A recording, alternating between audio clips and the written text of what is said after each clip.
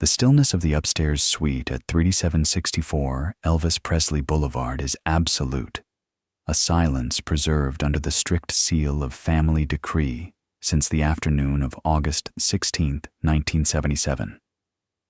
While the crushing humidity of a Memphis summer hangs heavy over the limestone portico below, the air within the master sanctuary remains artificially chilled, just as he preferred it, a climate-controlled fortress against the Tennessee heat. It was here, on a rolling 19-acre rise in the Whitehaven district, that the young colossus of American culture sought to build a world that could contain him. The deed, signed in the spring of 1957, transferred the classical revival mansion from the established Moore family to a 22-year-old disruptor, promising a pastoral refuge of white columns and oak trees. Yet looking at the architectural modifications that followed, the thick drapes, the perimeter walls, the internal monitors, one sees not a monument to triumph, but a slow, gilded suffocation. The house was designed to keep the world out, but in the end, it only succeeded in locking the silence in. In the years before the myth arrived, the estate was a quiet testament to Southern gentry ambition. Commissioned in 1939 by Dr. Thomas Moore and his wife Ruth Brown Moore, the residence was named Graceland in honor of Ruth's great-aunt, Grace Tuoff, whose family had held the land as a working farm since the mid-19th century. Memphis city directories and Shelby County deed records trace the property's origins to the Tuoff family's agricultural holdings in what was then still rural territory south of the city center, a landscape of cotton fields and scattered homesteads where the rhythms of planting and harvest still governed daily life. The Moores, established members of Memphis society with connections to the city's medical and social elite, envisioned not a plantation revival, but something more restrained, a modern country house that acknowledged classical tradition without ostentatious excess. The architectural firm of Furbringer and Ehrman, well regarded in Memphis for their institutional and residential work throughout the 1930s, designed a balanced neoclassical structure on the principles popular in the late Depression era: symmetry, proportion, and an emphasis on natural light and ventilation. The 5-bay facade, faced in pale Tishomingo limestone quarried from northeastern Mississippi, projected stability and permanence in an era when the South was navigating between its agrarian past and an uncertain industrial future. Construction photographs preserved at the Memphis Public Library show the limestone blocks being set during the winter of 1939, their creamy surface unmarred by pollution or weathering, glowing faintly in the weak Tennessee sun that filtered through bare oak branches. The floor plan followed the center hall tradition common to upper-middle-class Southern homes of the period. A wide entrance hall bisecting the ground floor, formal, rooms to either side, and a graceful staircase ascending to private quarters above. 4 two-story Corinthian columns supported the portico, their white-painted capitals echoing the Ionic tradition without slavish imitation. The columns were not solid stone, but formed around steel cores and finished with plaster, a practical economy that would later prove significant during renovation campaigns when the structure's bones would be tested by decades of modification. Behind the columns, tall windows with multi-pane sashes admitted morning light into the living room and afternoon sun into the dining room. The rooms were designed for circulation, for garden parties where guests could move easily from interior to exterior, admiring Ruth Moore's plantings along the circular drive. Azaleas, dogwoods, magnolias chosen for their seasonal display, and their resonance with Southern horticultural tradition.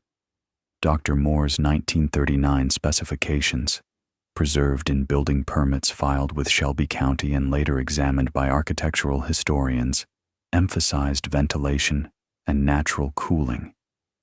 Screened porches on multiple exposures, transoms above interior doors to allow air circulation between rooms, and high ceilings that allowed heat to rise away from living spaces during the brutal Memphis summers. Air conditioning was not yet standard in residential construction, even for the prosperous professional class, and the house was designed to breathe with the seasons, to adapt to temperature through passive means rather than mechanical intervention. Oak trees planted along the property's edges provided shade. Magnolias near the entrance offered fragrance in spring and dense foliage in summer. The estate, completed by early 1940, represented a certain ideal of Southern domesticity, gracious but not extravagant, traditional but not antiquarian, open to the landscape, yet clearly demarcated from it by the curving driveway and low stone walls that marked the property line and established a gentle but unmistakable boundary between private domain and public road. Yet by the mid-1950s, the context had shifted dramatically. Highway 51, originally a quiet two-lane road connecting Memphis to the Mississippi border and serving as a rural route through farmland, had widened and commercialized, bringing increased traffic noise and the visual clutter of roadside development, gas stations, drive-in restaurants, used car lots, and the commercial detritus of post-war American mobility. Subdivision lots were being platted in the surrounding farmland. The Whitehaven district, once a pastoral buffer zone between Memphis proper and the agricultural hinterland, was becoming suburban, filling with modest ranch houses and split levels occupied by working-class and middle-class families drawn by affordable land and the promise of home ownership. The Moores, aging and without direct heirs to inherit the property, began to consider selling. The estate appeared in local real estate listings in early 1957, described in newspaper advertisements as a residence on approximately 14 acres with established gardens and mature trees, a description that emphasized the property's pastoral qualities while eliding the encroaching commercialization visible from the front gate. The asking price fluctuated between $95,000 and $102,000, reflecting negotiations and the uncertain valuation of a large estate in a transitioning neighborhood, a property caught between rural past and suburban future. The house built for sunlight and garden parties, for afternoon teas on the screened porch, and evening gatherings in rooms cooled by cross-ventilation, was waiting for a new kind of royalty, one that would trade the subtle dignity of old money for the electric urgency of fame. The columns that had framed polite afternoon receptions would soon stand guard over a siege. By the spring of 1957, the psychological need for a fortress had already taken root in Elvis Presley, growing from seeds planted during the previous 18 months of exposure to a level of fame unprecedented in American popular culture. His previous residence at 1034 Audubon Drive, a modest ranch house in a middle-class Memphis neighborhood that he had purchased for his parents in 1956, had become untenable, not for lack of comfort or adequacy of space, but for an absolute lack of privacy that made ordinary domestic life impossible. Fans had discovered the address with alarming speed. Girls camped on the lawn in shifts, pressed against the windows to glimpse the interior, and climbed the chain-link fence at all hours of day and night. Gladys Presley, Elvis's mother and the emotional center of the family, found the exposure intolerable, the constant visibility and vulnerability producing an anxiety that manifested in sleeplessness and a deepening sense of siege. Vernon Presley, his father, worried about security and the family's inability to control their own threshold, to determine who could approach the door and when. The architectural solution was not simply a larger house, but a property with defensible perimeter, sufficient acreage to establish meaningful distance between the public road and the private door, a buffer zone where the family could exist without the sensation of being perpetually observed. Real estate agent Virginia Grant, who specialized in upscale properties in the Memphis area, showed the family the Graceland property in March 1957.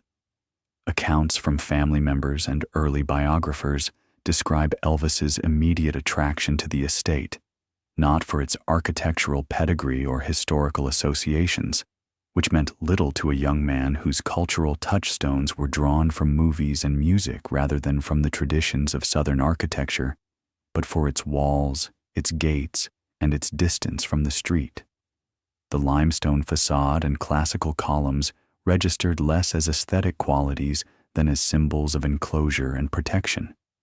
The property's acreage, initially nearly 14 acres and later expanded through adjacent purchases to exceed 17, offered what Audubon Drive could not: space enough to keep the world at bay, room enough to breathe without being watched.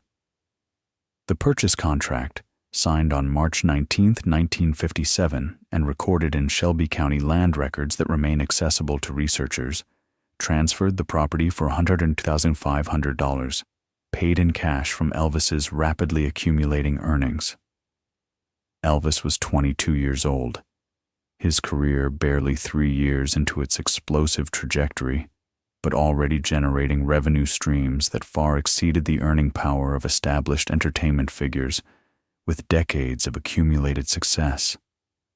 The speed of the transaction reflects both the urgency of the family's need and the liquidity available to a young performer whose records, films, and live appearances were generating unprecedented revenue, a phenomenon that entertainment industry observers were struggling to understand and quantify. Vernon Presley later told a Memphis Commercial Appeal reporter that his son wanted a place where his mother could have peace and quiet, a statement that locates the initial motivation not in Elvis's own desires for privacy or status, but in the protective impulse toward Gladys, whose health and emotional stability were already fragile and would soon deteriorate further. The move from Audubon Drive to Graceland occurred in May 1957, documented in newsreel footage and newspaper photographs that show a chaotic caravan. Cadillacs in pastel colors, moving trucks bearing furniture and possessions, family members and hangers-on forming a procession down Highway 51, while fans lined the route and photographers captured the spectacle. The visual contrast is striking. The modest suburban ranch, now abandoned to new owners, and the limestone mansion set back behind a curved drive, an architectural leap that signaled not upward class mobility in any conventional sense, but rather a lateral movement into a different kind of space altogether. Yet the move was less an ascent in social class than a retreat into fortification. The Presleys were not entering Memphis society, accepting invitations to join the clubs and organizations that structured the social life of the city's established families.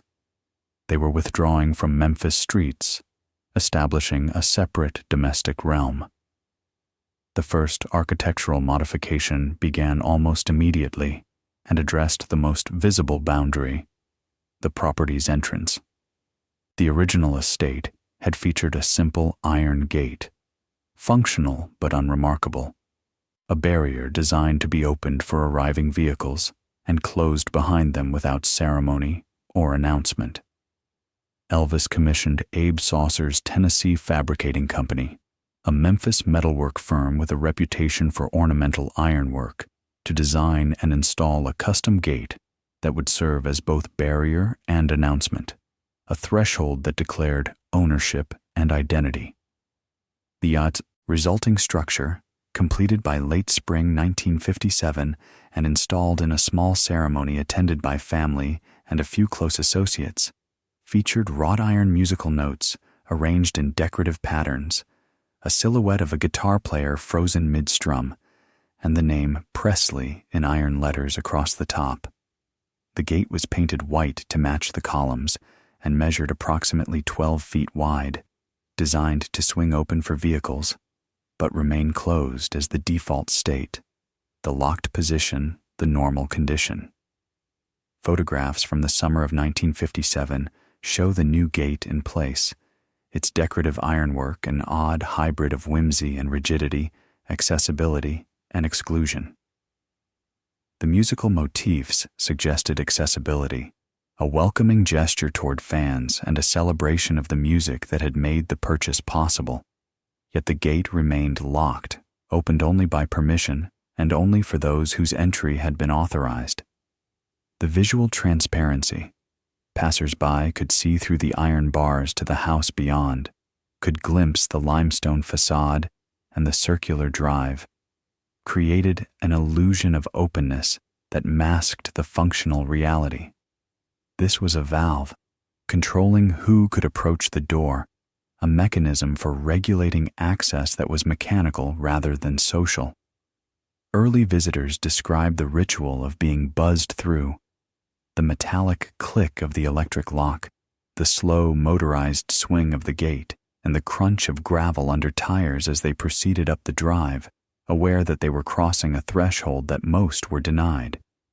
For those not granted access, the gate became a pilgrimage site, a place to touch the iron, leave flowers and notes, and photograph the house from a distance of several hundred feet, the closest proximity they would ever achieve.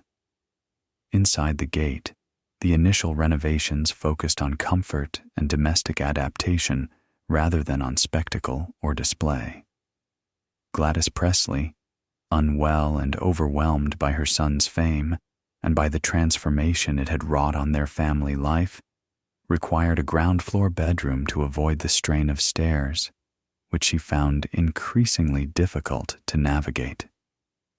Vernon Presley converted one of the main floor rooms, originally a sitting room or study in the Moore house's layout, into a bedroom suite for her, installing custom drapery heavy enough to block light completely and purchasing furniture that echoed her preference for traditional Southern styles, dark wood, floral fabrics, and heavy curtains that could be drawn against the light and against the gaze of anyone who might look through the windows. The room's location, near the kitchen and with a view of the side garden, allowed Gladys to maintain a domestic routine, to supervise cooking and household management, while remaining insulated from the public portions of the house where visitors and associates increasingly congregated. The broader interior transformation began with textiles and surface treatments, a campaign of redecoration that would continue intermittently for the next 2 decades. Receipts and invoices from Memphis upholstery firms, preserved in family archives and later published in estate histories, document the purchase of deep pile carpets, velvet drapes, and custom slipcovers in saturated colors, royal blue, crimson, gold, hues chosen for their emotional intensity rather than for their harmony with the existing architecture. The aesthetic was not historically informed or guided by professional design consultation. It reflected Elvis's instincts toward Hollywood glamour, the saturated Technicolor palette of the movies he watched and would soon star in, filtered through a deep South sensibility that favored comfort and display over restraint. The formal living room, which the Moores had furnished with federal-style pieces and pale fabrics chosen to reflect light and create a sense of airiness, was reupholstered in jewel tones and heavy brocades, fabrics that absorbed light rather than reflecting it. The dining room retained its crystal chandelier, but gained a boldly patterned wallpaper that covered the previously neutral walls. The overall effect, described by early visitors as both opulent and slightly claustrophobic, marked the beginning of the house's transformation from a space designed for circulation and light into one designed for enclosure and control, for privacy maintained through layers of fabric and filtering of illumination. By the end of 1957, one final architectural modification hinted at the deeper isolation to come. A partition or privacy wall was installed on the staircase landing, creating a visual and spatial barrier between the ground floor and the second story, an intervention that appears in family photographs from late 1957 and early 1958. A simple wall, painted to match the existing trim, with a door that could be closed and, presumably, locked. The architectural rationale was straightforward: to allow the family to maintain private quarters upstairs while opening the downstairs to guests, staff, and an increasing number of hangers-on who were beginning to form the entourage that would later be known as the Memphis Mafia, a group whose size and composition would expand and contract, but whose presence would become a permanent feature of life at Graceland. The partition's symbolic significance, however, exceeded its practical function. It was the first line drawn within the house itself, the first architectural acknowledgement that even inside the gates, not all spaces would be equally accessible, that thresholds existed not just at the property line, but within the domestic interior. The ground floor could be shared, opened to the expanding circle of associates and employees. The upstairs was becoming a separate domain, a sanctum within the sanctuary. The seed of what would become an elaborate isolation system had been planted, rooted not in paranoia or pathology, but in the simple, reasonable need to preserve a bedroom as a bedroom, a bathroom as a bathroom, in a house that was rapidly losing its domestic scale and becoming something else, part residence, part office, part clubhouse, part fortress. The interior transformation that accelerated through 1957 and 1958 converted the restrained classical interiors of the Moore House into a projection of the Presley aesthetic, a collision of Hollywood glamour, deep South comfort, and an emerging preference for sensory insulation that would intensify over the following 2 decades. Work orders from Memphis contractors and decorator invoices, cited in multiple biographies and estate histories, detail the installation of floor-to-ceiling drapery systems designed not merely for privacy or decoration, but for sound absorption and light control, acoustic and optical barriers that could transform the interior environment completely. The heavy fabrics, layered over existing window treatments and hung in multiple panels, transformed the tall windows from sources of natural illumination into controllable apertures that could be sealed entirely, creating an interior environment divorced from the time of day or season, a space where dawn and dusk were architectural choices rather than celestial events. The downstairs bedroom provided for Gladys Presley became the emotional anchor of the house during this period, the room around which the household's routines and rhythms organized themselves. Here, the architecture served a maternal function, a safe harbor for a woman bewildered by her son's ascent and by the transformation of their family from working-class Memphis to something unprecedented and disorienting. Photographs from 1957 and early 1958 show the room furnished with a 4-poster bed, a floral-patterned armchair positioned near the window, and a small television, a domestic still life that contrasts sharply with the more theatrical spaces elsewhere in the house, spaces that were being adapted for entertainment and display rather than for rest and privacy. The smell of home cooking drifted from the adjacent kitchen, where Gladys and family cook Mary Jenkins prepared Southern staples, fried chicken, biscuits, greens, cornbread, meals that anchored the household in a familiar routine, even as the world outside the gates grew increasingly surreal, as the phenomenon of Elvis Presley escaped any precedent or comparison in American entertainment history. The music room, located off the main hall in a space that had served as a formal parlor in the Moore House, became another center of domestic life and one of the few spaces where the house's original function as a site for social gathering remained legible. Elvis installed a piano, a jukebox stocked with records spanning gospel, rhythm and blues, and country music, and a growing collection of albums that reflected his eclectic tastes and his genuine curiosity about musical traditions beyond his own. Accounts from family members and early Memphis Mafia associates describe evenings spent gathered around the piano, singing hymns and spirituals, the sound rising through the high ceilings and echoing faintly in the upstairs hallways, moments of collective music-making that connected Elvis to his Pentecostal childhood and to the gospel traditions that had shaped his vocal style. The music room's acoustics, a byproduct of the original architecture's emphasis on spatial volume and hard surfaces that reflected sound, gave voice and instrument an unexpected resonance, a live quality that made informal performances feel more substantial.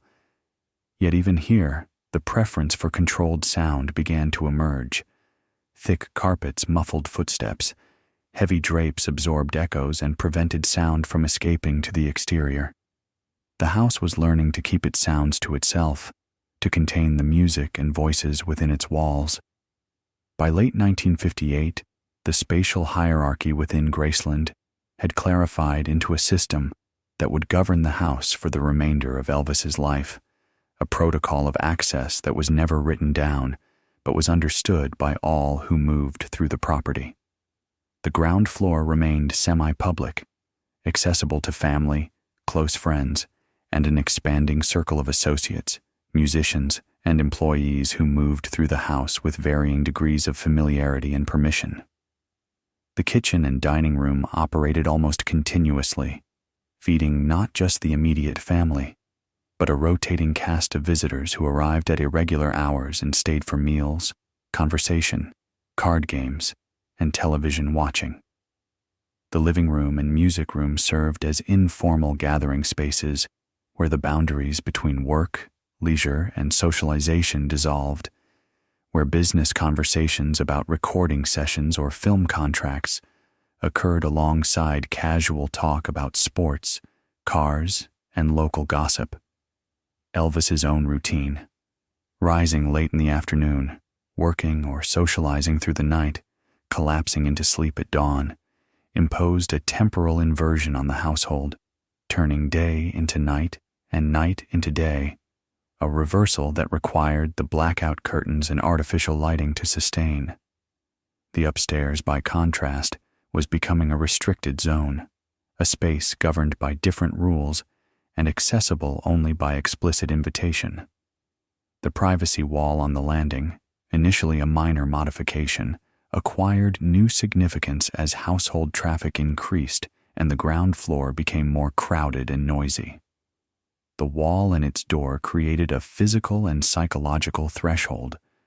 Crossing it required not merely familiarity, but invitation, not merely presence in the house, but permission to ascend.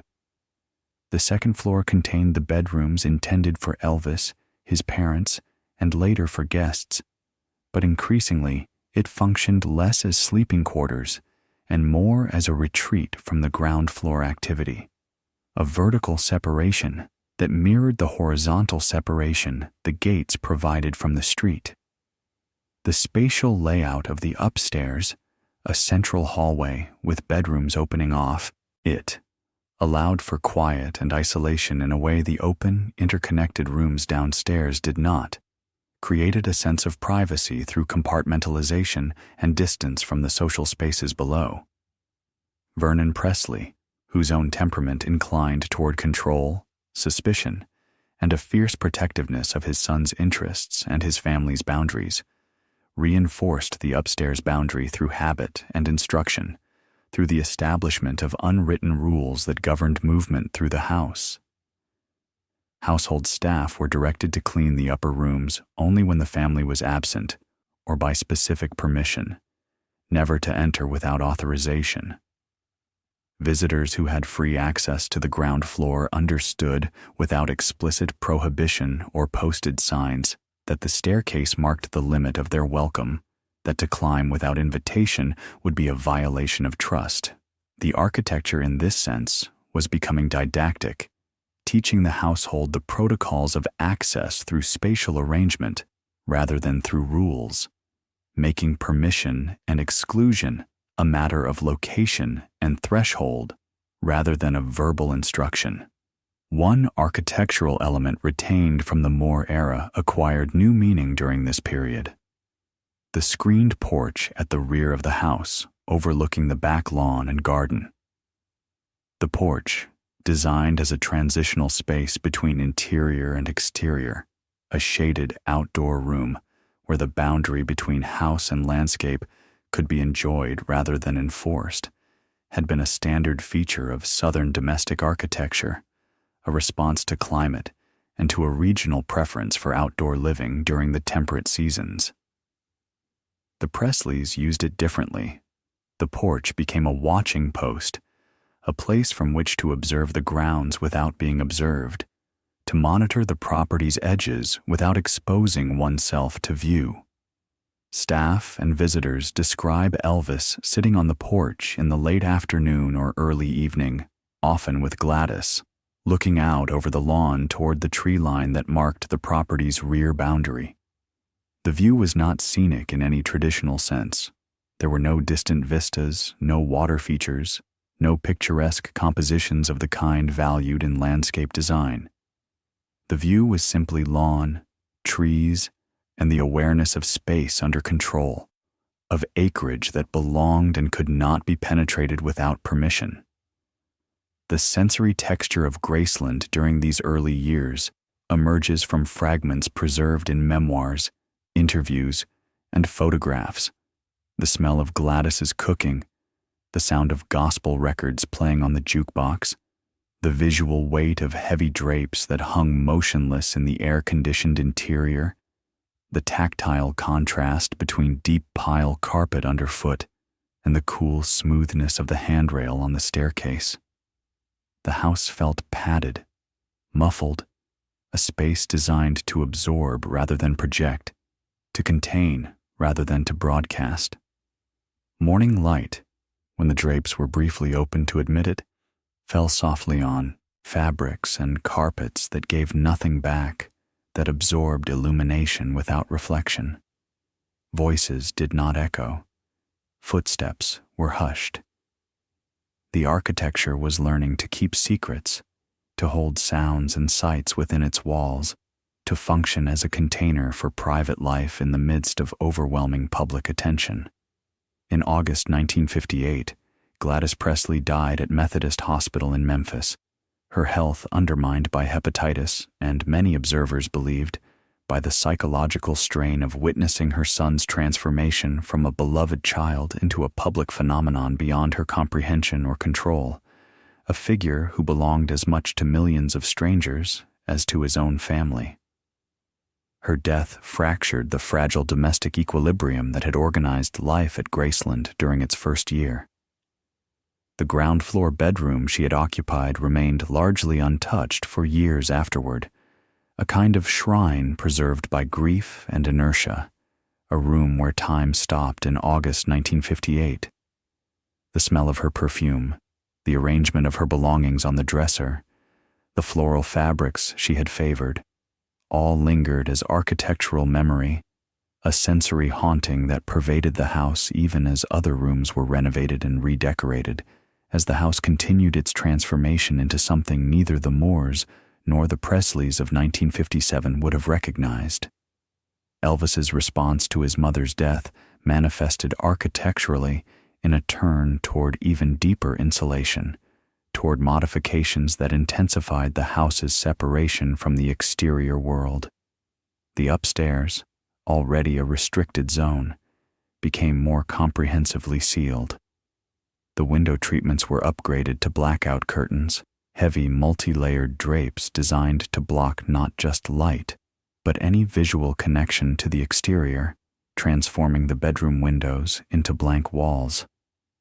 Air conditioning, still relatively novel in residential construction and expensive to operate, was installed throughout the house, allowing the interior climate to be controlled independently of the seasons. The house no longer needed to breathe with Memphis's humid summers and mild winters. it could maintain its own atmospheric bubble, separate from the city that pressed against its gates, a hermetically sealed environment where temperature, humidity, and air quality were managed mechanically rather than passively.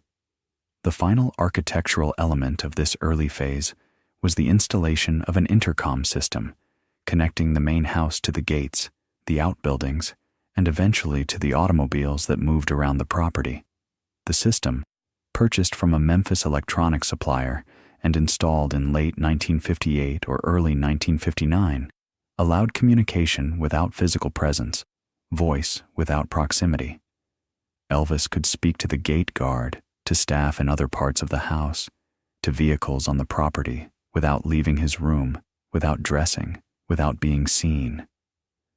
The intercom's metallic voice became part of the house's soundscape, a disembodied presence that reinforced the sense that observation and control could occur remotely, that physical proximity was no longer necessary for command or communication. The house was becoming not just a fortress, but a command center, a space organized around technologies of surveillance and remote control that prefigured later developments in domestic architecture and security systems. The architecture of ascension, in these years from 1957 to 1959, established the spatial logic that would govern Graceland for the remainder of Elvis's life, setting patterns that would intensify rather than diminish over time. The house had been designed by the Moores to welcome light, air, and guests, to facilitate circulation and social interaction. It was being redesigned by the Presleys to exclude, to filter, and to control, to manage access and visibility. The transformation was not yet complete. There would be more walls, more technology, more insulation to come. But the direction was set, the trajectory established. The sanctuary was becoming a fortress, and the fortress was learning to turn inward, to seal itself against the world beyond the gates. As the 1960s progressed, Graceland evolved from a family refuge into something closer to a barracks for a Praetorian Guard, a compound organized around the protection and service of a single individual whose importance to the operation transcended family bonds or employment relationships. The Memphis Mafia, a designation that appears in contemporary newspaper profiles and magazine features and would later be embraced by its members in memoirs and interviews, was a fraternity of cousins, childhood friends, bodyguards, and employees whose relationship to Elvis blended work, friendship, and fealty in ways that defied conventional categories. Red West, Sonny West, Marty Langan, Joe Esposito, Charlie Hodge, Lamar Fike, Jerry Schilling, Alan Fortas, and others moved in and out of the property, some living on site in accommodations provided by the estate, others maintaining apartments nearby, but spending most waking hours within the gates, available for whatever Elvis might need or want. The architectural modifications made to accommodate this entourage reshaped Graceland from a single-family residence into a compound with multiple zones of habitation and purpose, a domestic landscape subdivided by function and hierarchy. The outbuildings, initially utilitarian structures serving the Moore estate's modest agricultural operations, tool sheds, storage buildings, a small stable, were converted into apartments and bunkhouses suitable for permanent or semi-permanent habitation. Property surveys and building permits from the early 1960s, filed with Shelby County and preserved in local government archives, document additions and renovations to structures behind the main house, rooms wired for electricity, plumbed for bathrooms and kitchens, furnished with beds, televisions, and refrigerators. These spaces provided housing for the inner circle, allowing them to live on the property without occupying rooms in the main house, maintaining a spatial separation that preserved the fiction of the main house as family residence, while acknowledging the reality of a collective household organized around Elvis's needs and schedule. The spatial arrangement mirrored a feudal model: the lord in the manor, the retainers in the outbuildings, all within the protective circuit of the walls and gates that marked the estate's boundaries.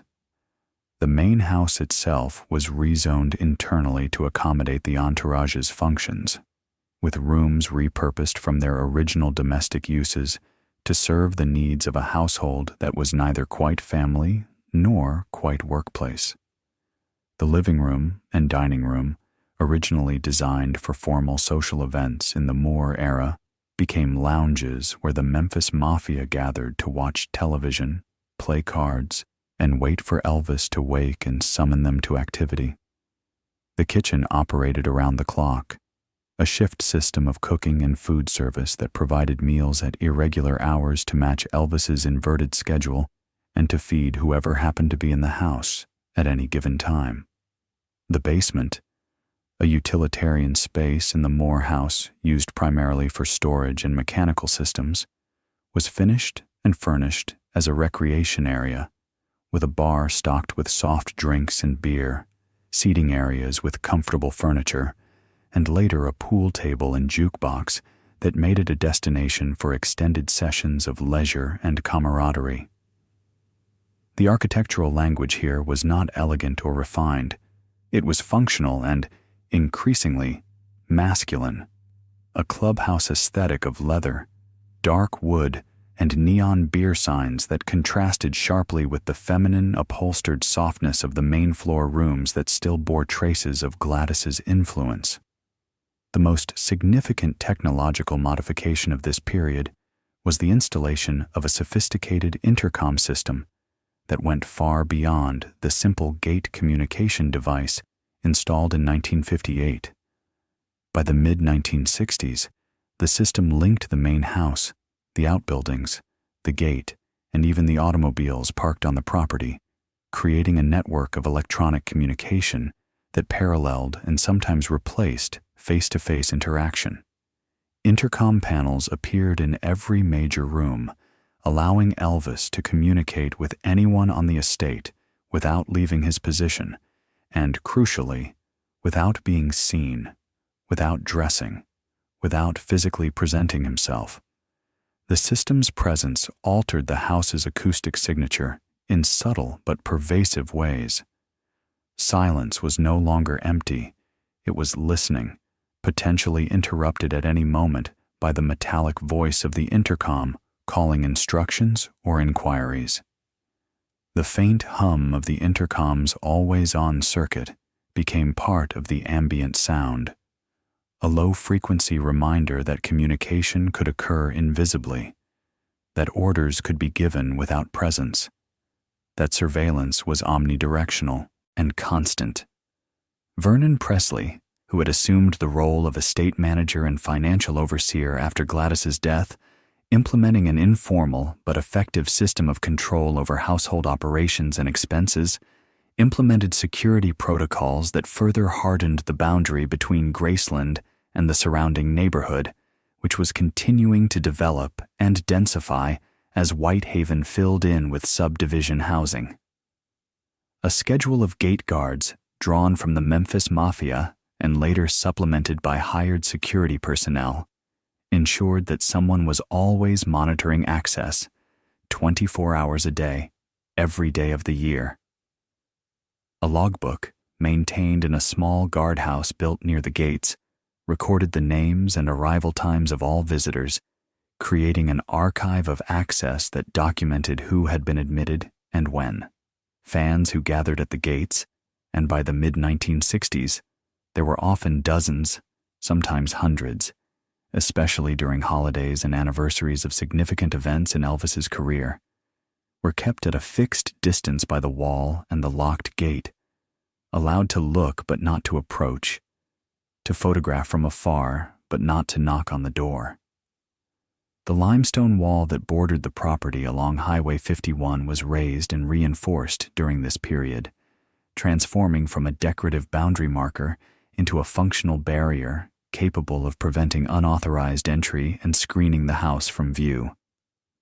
Inside this perimeter, a nocturnal culture took hold, a temporal inversion that became the household's normal rhythm. Elvis's filming schedule in Hollywood, concert tours, and recording sessions operated on irregular timelines, and when he was at Graceland, the house adapted to his preferences rather than to conventional circadian rhythms. Blackout curtains, already installed in the upstairs bedrooms, were extended throughout the house, allowing day to be converted into night at will, creating an artificial dusk in which activities could occur regardless of the sun's position. Lights blazed after sunset. The house came alive while Memphis slept. The Memphis Mafia describes this inversion in multiple memoirs and interviews, waking at 5 or 6 in the evening, eating breakfast at midnight, watching the sun rise from the lawn at 7 or 8 in the morning before finally retiring to sleep through the day. The house existed in its own time zone, disconnected from the circadian rhythms of the city that surrounded it, operating according to a schedule determined entirely by Elvis's preferences and energy patterns. The architectural vocabulary of this period shifts from domestic to institutional, from a language of family life to one of operations and management. Graceland was no longer a home in any conventional sense. It was a command center, a dormitory, a nightclub, a fortress, a workplace, a recreation facility. The original Moore House, with its center hall plan and formal symmetry designed to accommodate a particular vision of Southern domesticity, married couples, children, servants working in clearly defined roles and hours, had been designed for a social structure that the Presley occupation had completely overturned.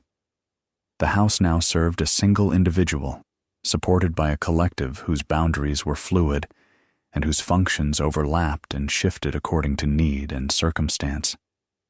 The architecture strained under this repurposing, its rooms crowded, its systems overused, its original intentions buried under new layers of function and meaning that the original designers could never have anticipated. The isolation system that began with the privacy wall on the staircase now extended throughout the property in an increasingly elaborate and formalized hierarchy of access. Rooms were zoned not just by function, but by hierarchy of access, by degrees of intimacy and trust that determined who could enter and when. The ground floor was accessible to the entourage and to approved visitors. Musicians, film industry associates, local friends, journalists granted interviews, photographers documenting the house and grounds. The upstairs, governed by the closed door at the landing, remained restricted to Elvis, his immediate family, and occasionally to close confidants summoned for private conversations or consultations. The outbuildings housed the Memphis Mafia, but were off limits to casual visitors who might be admitted to the main house. The gate kept everyone else outside, maintaining the ultimate boundary between the property and the city beyond. Each threshold marked a degree of intimacy, a level of trust, a stage in the architecture of access that organized social relationships spatially rather than through explicit rules or written protocols. The house was no longer just a building. It had become a social machine, processing people according to protocols that were architectural as much as personal, spatial as much as relational. To be at Graceland was to navigate a spatial hierarchy where position in the house corresponded to position in Elvis's world, where physical proximity mirrored emotional or professional closeness. The men who slept in the outbuildings knew they were closer than the fans at the gate, but farther than those who could climb the stairs. The architecture taught this lesson silently, through doors that opened or remained closed, through intercoms that buzzed with summons or stayed silent, through the simple fact of where one was allowed to stand and for how long. In the mid-1970s, a frantic and increasingly disoriented period of redecoration transformed Graceland's interior from a somewhat conventional, if heavily upholstered residence into an increasingly surreal environment that reflected Elvis's restless aesthetic experiments and his growing detachment from prevailing norms of taste, proportion, and harmony. The impulse behind these changes was not coherent design philosophy or consultation with professional interior designers, but rather serial infatuation with color, texture, and novelty, an approach that treated the house as an infinitely malleable canvas on which to project passing enthusiasms and immediate responses to visual stimuli encountered in showrooms, magazines, or other people's homes. The result was a series of rooms that astonished visitors and would later become iconic not for their beauty or their successful resolution of design problems, but for their sheer audacity, for their willingness to violate every principle of restrained good taste in pursuit of sensory intensity. The most famous of these transformations occurred in 1974 with the creation of the so-called jungle room, a space whose name captures its essential quality of fantasy projection, disconnected from any actual referent. Originally, a screened porch at the rear of the house, a transitional space between interior and exterior that the Moors had used for warm weather dining and relaxation, the space was enclosed with windows and walls and dramatically refurnished with pieces purchased during a 30-minute shopping spree at Donald's Furniture Store in Memphis. Accounts from employees and Memphis Mafia members describe Elvis walking through the showroom, pointing at items that caught his attention, and ordering them delivered immediately without consideration of how they might work together or fit the space. The resulting assemblage included heavy wooden furniture carved with Polynesian and African motifs, pieces that evoked tiki bars and tropical resorts rather than residential interiors, upholstered in artificial fur that mimicked animal pelts, and, most notoriously, green shag carpeting installed not only on the floor, where shag carpet might conventionally appear, but also on the ceiling, creating a complete inversion of spatial norms. Photographs of the completed jungle room, taken in the mid-1970s by professional photographers hired by the estate and by visitors documenting their time at Graceland, reveal a space that defies conventional architectural description and resists categorization within any established design tradition. The ceiling's shag carpeting, intended ostensibly for sound dampening to reduce noise transmission to the rooms above, creates a visual inversion that makes the room feel compressed despite its actual dimensions, as if the ceiling were descending.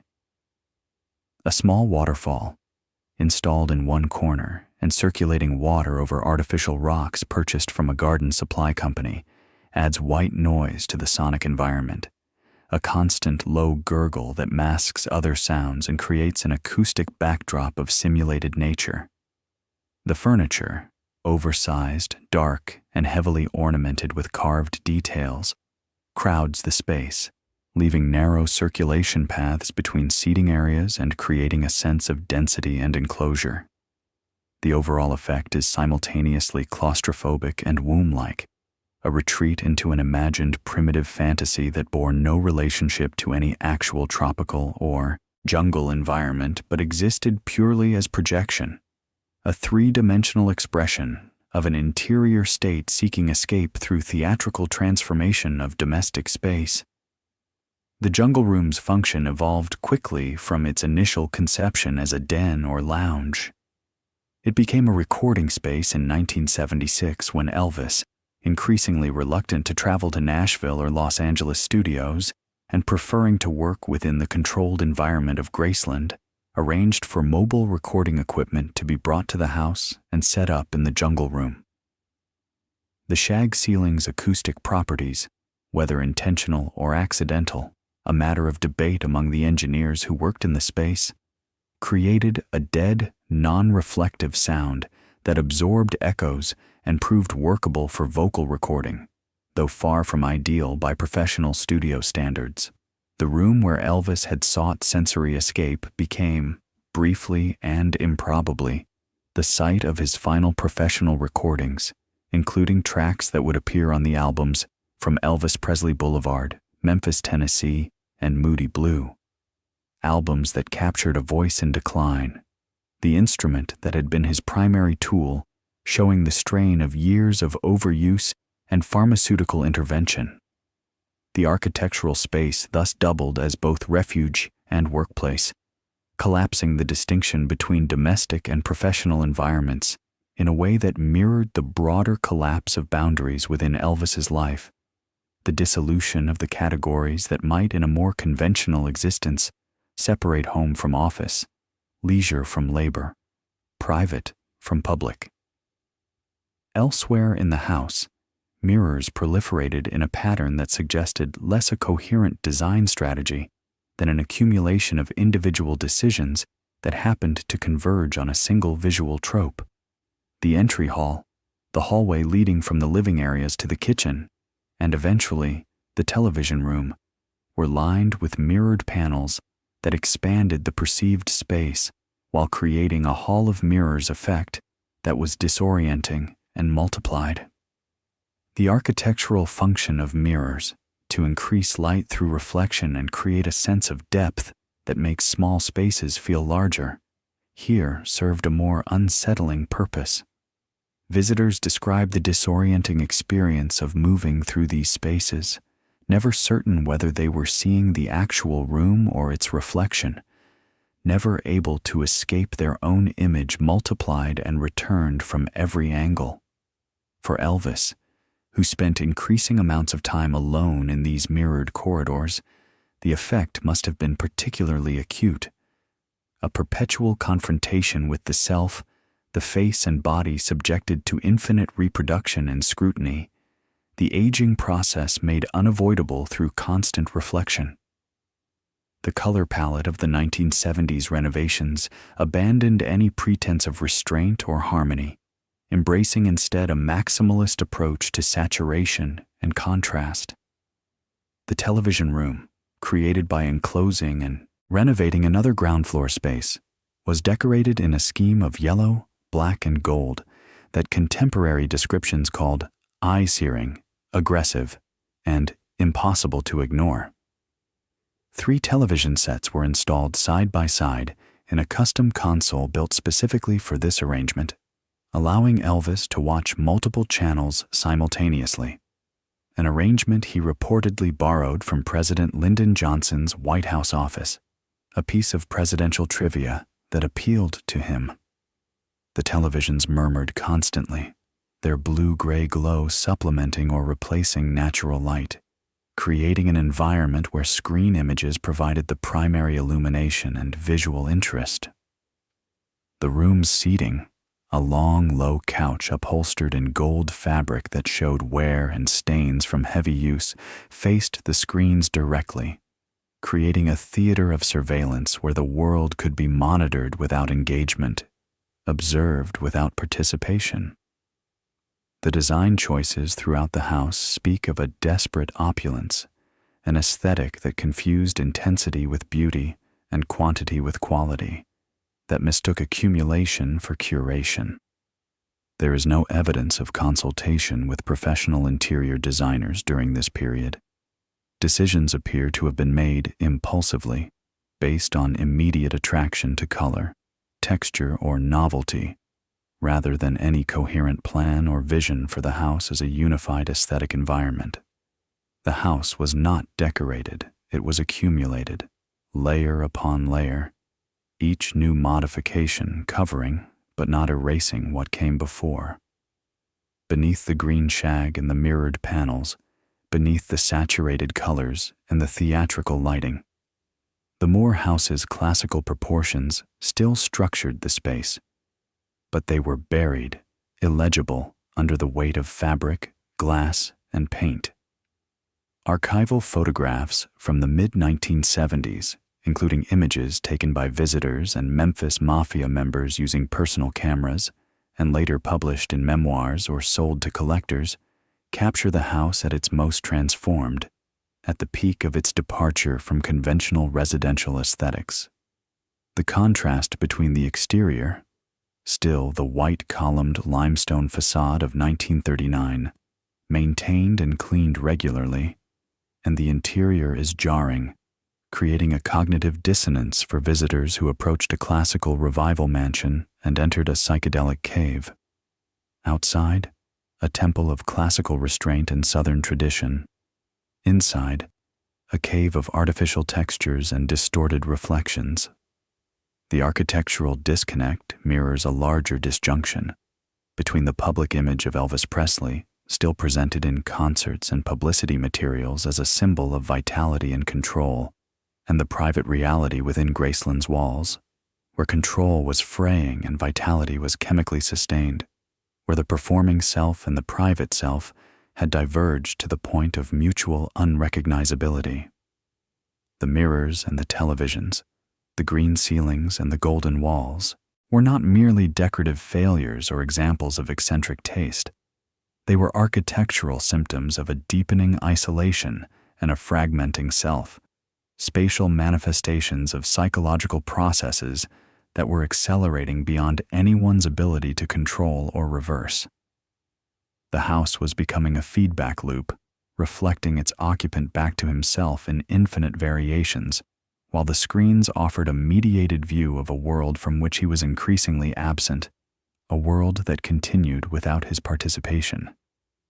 Every surface spoke of an attempt to create an environment of complete control over light, sound, temperature, access, visibility, but the totality of that control had transformed the house from a sanctuary into something more troubling, a sensory deprivation chamber disguised as a palace, a place where the outside world was not just excluded, but replaced by fabricated alternatives, by simulated environments that bore no relationship to the city beyond the gates.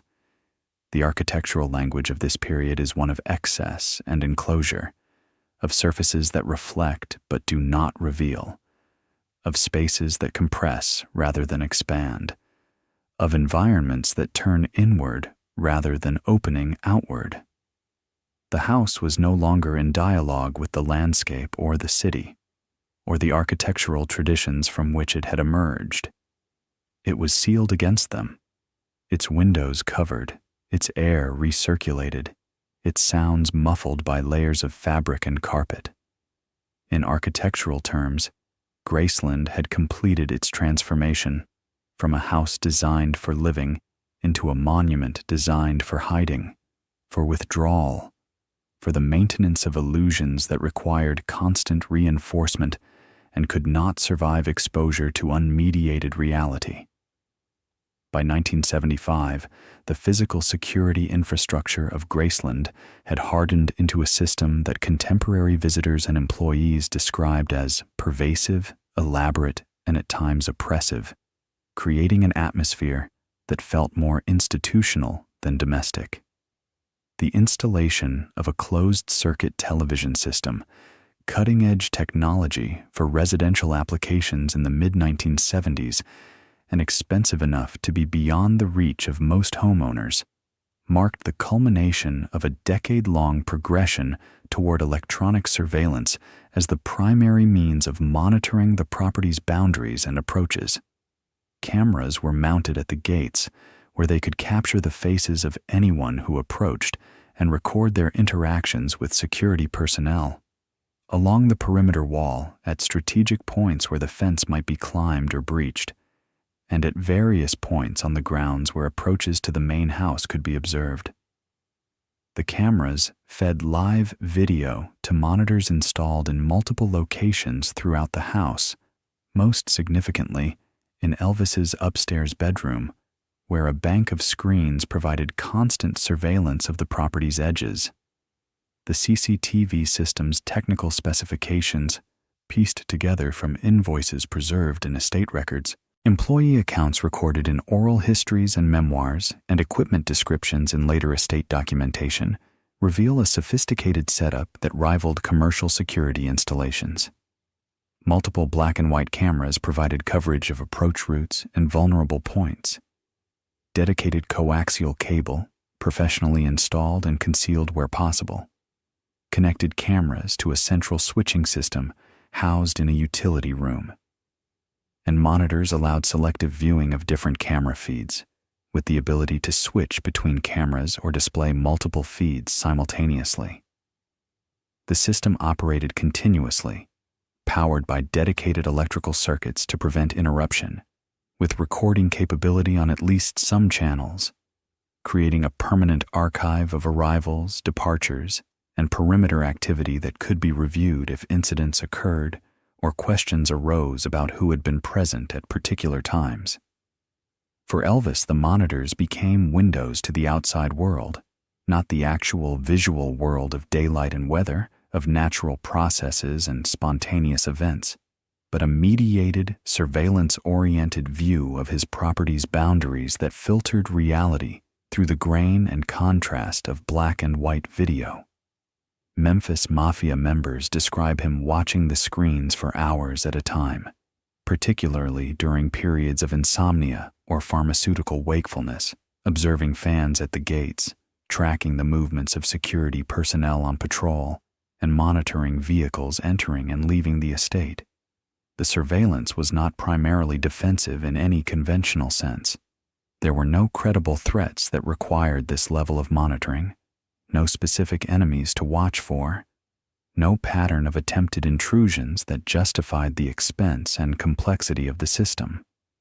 Instead, the CCTV system served a psychological function, providing an illusion of omniscience and control, a sense that nothing on the property could occur without his awareness.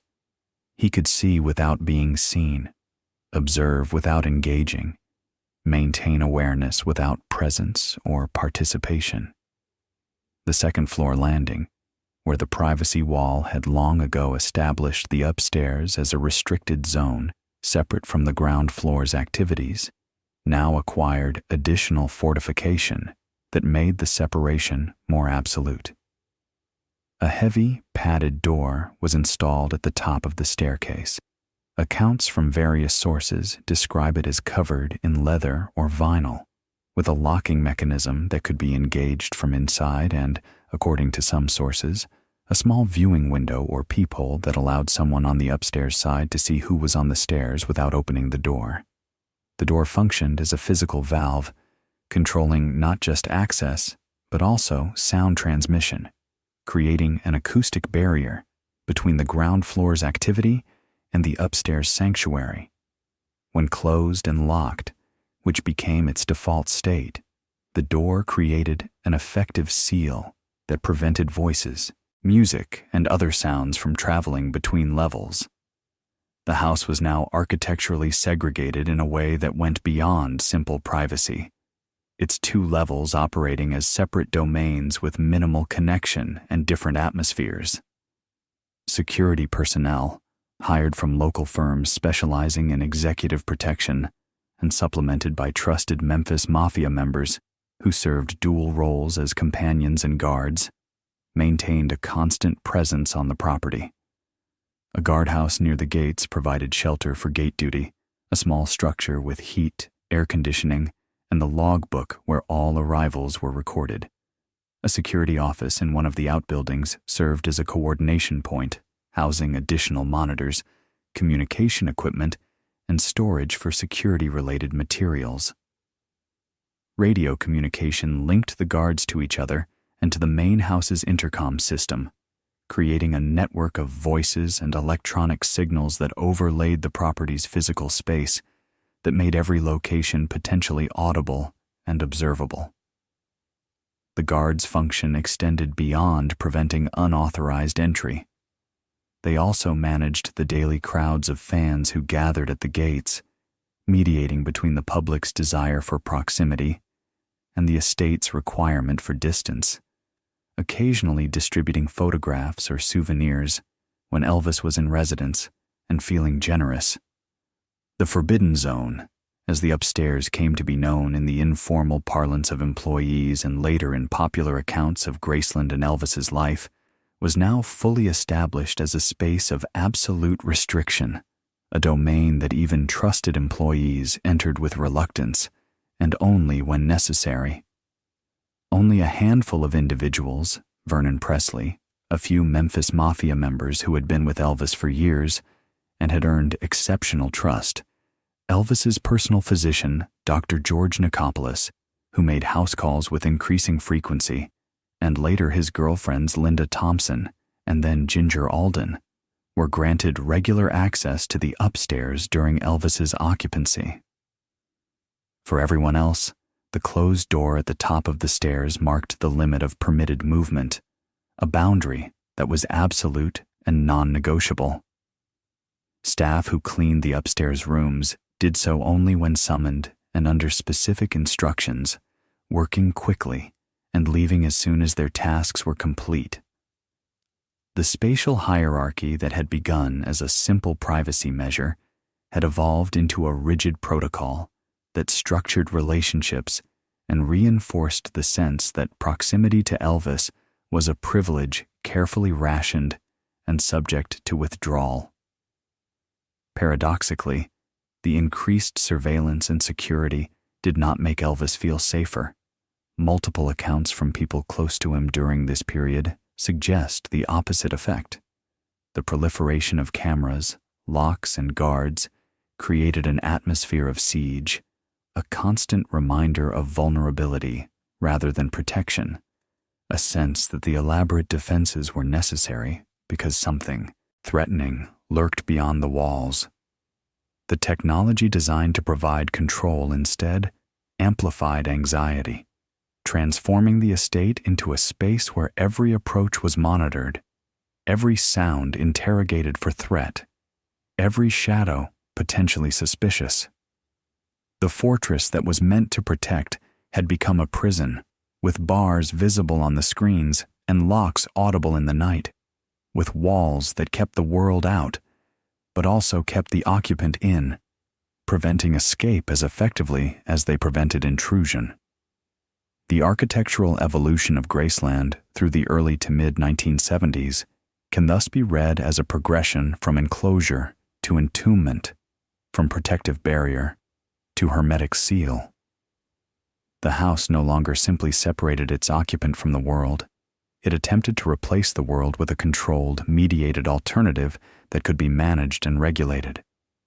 The CCTV monitors offered vision without risk, sight without exposure. The intercom provided voice without proximity, communication without vulnerability. The closed doors ensured distance without negotiation, separation without conversation. Every architectural and technological modification reinforced the same logic: observation without participation, control without engagement, presence without exposure, awareness without connection. The physical toll of this isolation was mirrored in the house's sensory qualities, in the atmosphere that pervaded its rooms and hallways. The air, recirculated by air conditioning systems that ran continuously to maintain the cold temperatures Elvis preferred, took on a stale, processed quality, neither fresh nor foul, but somehow absent of vitality, as if the atmosphere itself had been drained of life. The light, filtered through blackout curtains and mediated by lamps and television screens that provided artificial illumination at all hours, was always controllable, always artificial, never subject to the unregulated brightness of day or the darkness of night. Sound, muffled by carpets and drapes and the padded door at the top of the stairs, lost its natural resonance and decay, becoming dead and flat, absorbed rather than reflected. The house felt hermetically sealed, a space capsule floating disconnected from the earth below, from the city beyond the gates, from the natural cycles of light and temperature that structured ordinary human existence. The electronic panopticon that Graceland had become by 1975 fulfilled a fantasy of absolute control over who entered, what was seen, when communication occurred, how space was navigated, what sounds were heard, what temperatures were maintained. Yet the fantasy's realization revealed its fundamental flaw, the paradox at the heart of the isolation system. Total control over environment does not produce freedom or security.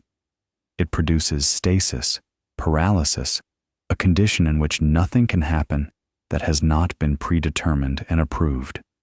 A house where every variable is regulated, where every threshold is locked, where every view is mediated by a screen, where every sound is filtered or produced by electronic means, is not a home, but a mechanism, and the person at its center is not a resident, but a component, trapped within the system he created, unable to escape without dismantling the very structures that define his existence.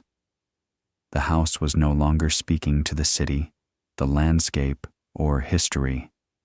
It was speaking only to itself through circuits and wires, cameras and monitors, locked doors and drawn curtains, in a language of surveillance and exclusion that had no audience beyond the property's boundaries.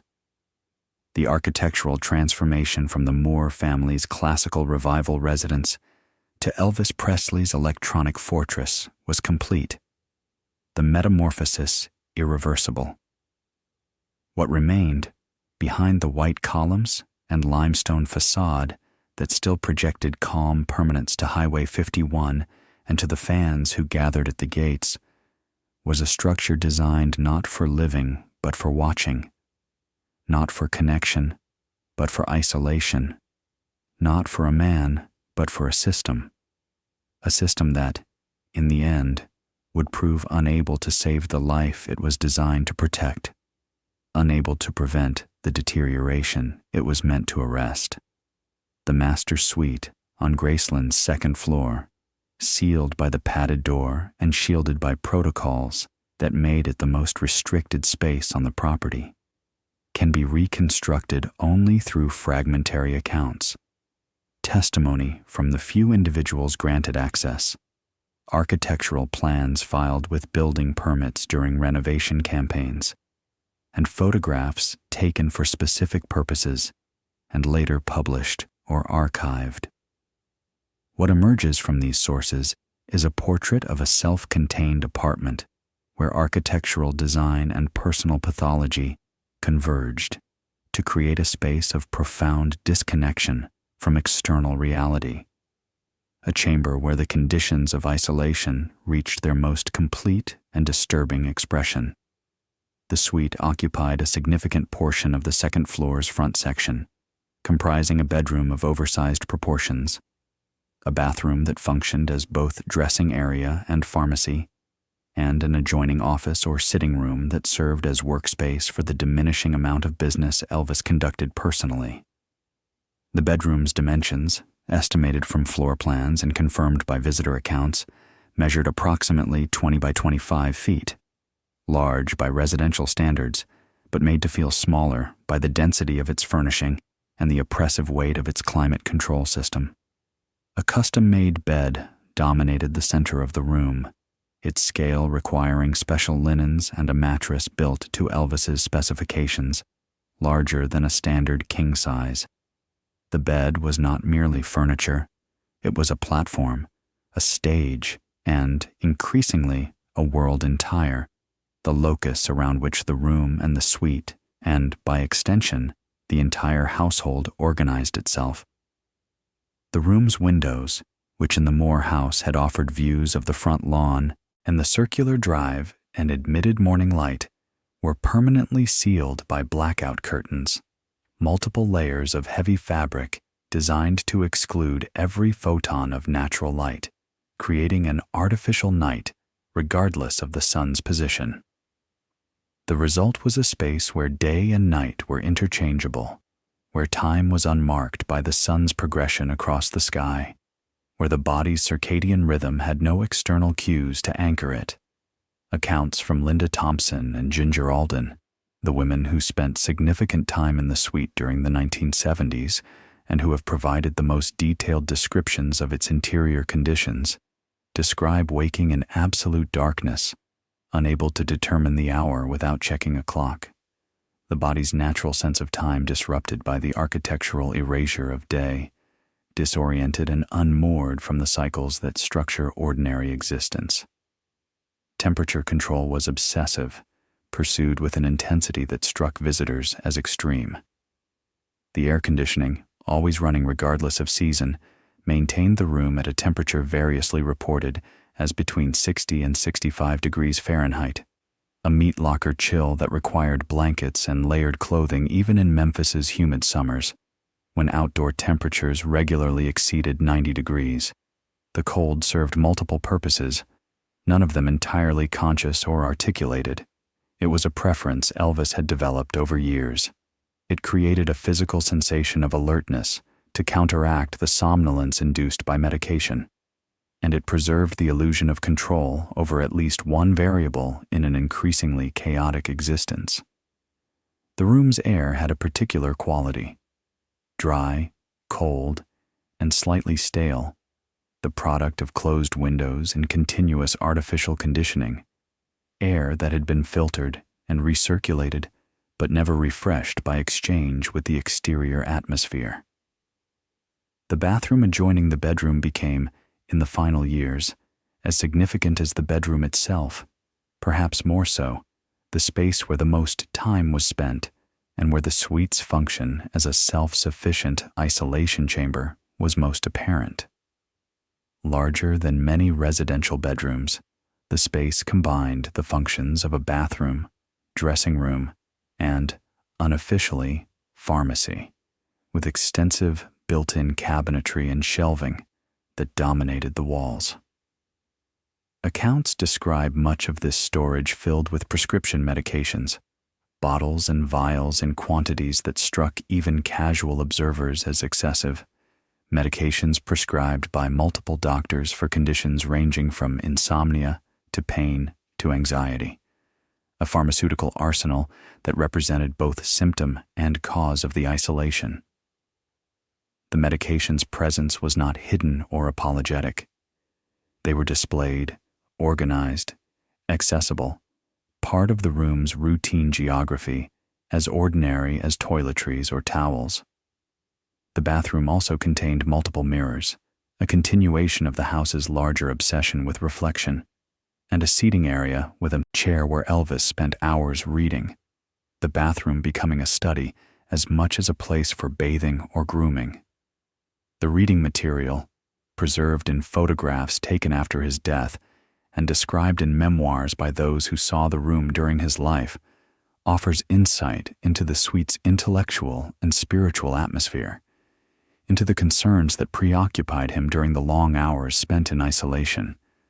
Books on spirituality, metaphysics, and religion, topics Elvis had explored with increasing intensity since the late 1960s, were stacked on tables, shelves, and the floor. Titles included works on theosophy, numerology, and Eastern philosophy, alongside Christian devotional texts and self-help literature that promised answers to questions of meaning and purpose. The architectural irony is striking. Here, in this windowless, artificially lit chamber, sealed from the natural world and mediated by chemicals and climate control, was an attempt to pursue transcendence and meaning, to escape the material conditions of existence through spiritual inquiry. The search for the spiritual unfolded in a space of maximum materialism, where every condition was technologically managed and every surface was manufactured, where nature had been entirely excluded in favor of artificial alternatives.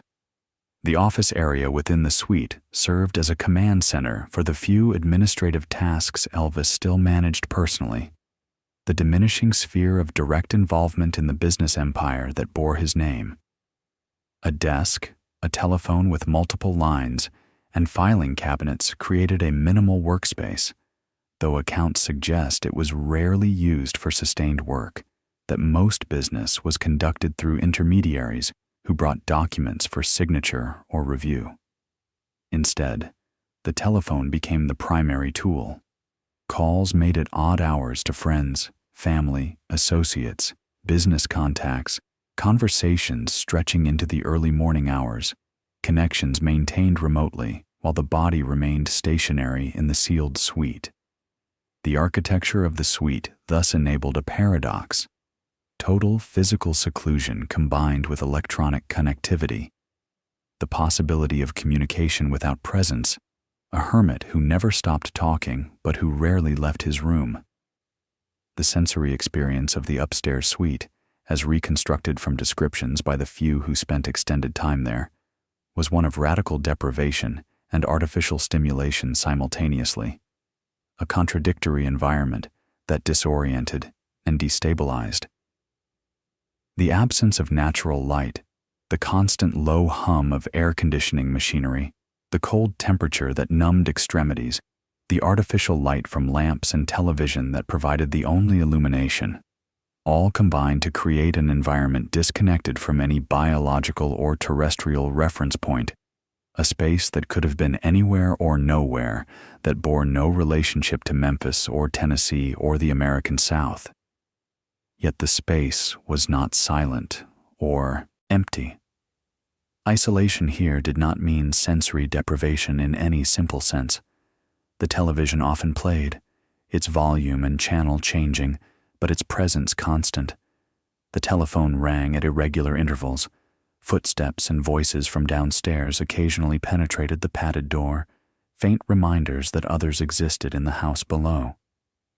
The suite was a sensory void filled with electronic noise, a space evacuated of the natural world, but saturated with its mediated representations, with images and sounds produced by machines.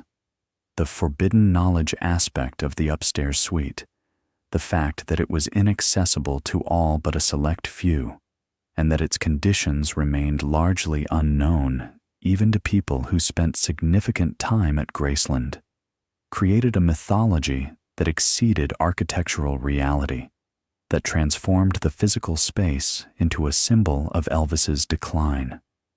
For employees, visitors, and eventually for fans and historians attempting to understand what had happened in the final years, the suite became symbolic of the distance between the public image and the private reality, a space where the carefully maintained performance of vitality collapsed into private disarray. The architectural decision to seal the suite was thus both practical and metaphorical. It physically protected privacy while symbolically marking the boundary between the legend performed on stage and in films and the human being disintegrating behind the locked door, between the Elvis who existed in publicity photographs and the person who lived in darkness and cold. The suite's design, or rather, the accumulated modifications that transformed the Moore house's original second-floor bedrooms into this hermetic apartment, reflected no architectural philosophy, no aesthetic coherence, no design vision informed by principles or precedents. It was instead the product of serial responses to immediate needs and preferences, of problems solved one at a time without consideration of cumulative effects. Block the light, lower the temperature, add more locks, install more monitors, seal the windows, pad the door, expand the storage. Each modification solved a specific problem while contributing to a larger systemic failure, to the creation of an environment that was fundamentally unsuited to human habitation, despite meeting every expressed preference. The suite became a life support mechanism, maintaining physical existence while slowly starving its occupant of the environmental inputs: light, temperature variation, spatial diversity, human contact, connection to natural cycles, that sustain not just physical, but psychological health.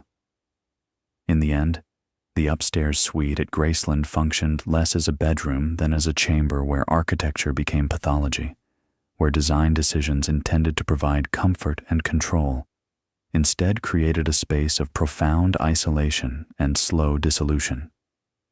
It was not a room for living in any meaningful sense. It was a room for hiding.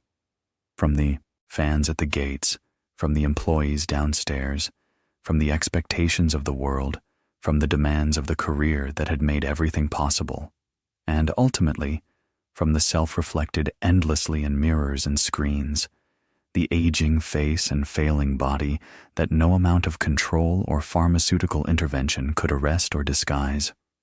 The architecture succeeded perfectly in its purpose. It kept the world out, maintained absolute separation, provided complete control over every variable. What it could not do, what no architecture could do, was keep life in, preserve vitality, prevent the deterioration that was occurring behind the sealed doors and blackout curtains of the second floor.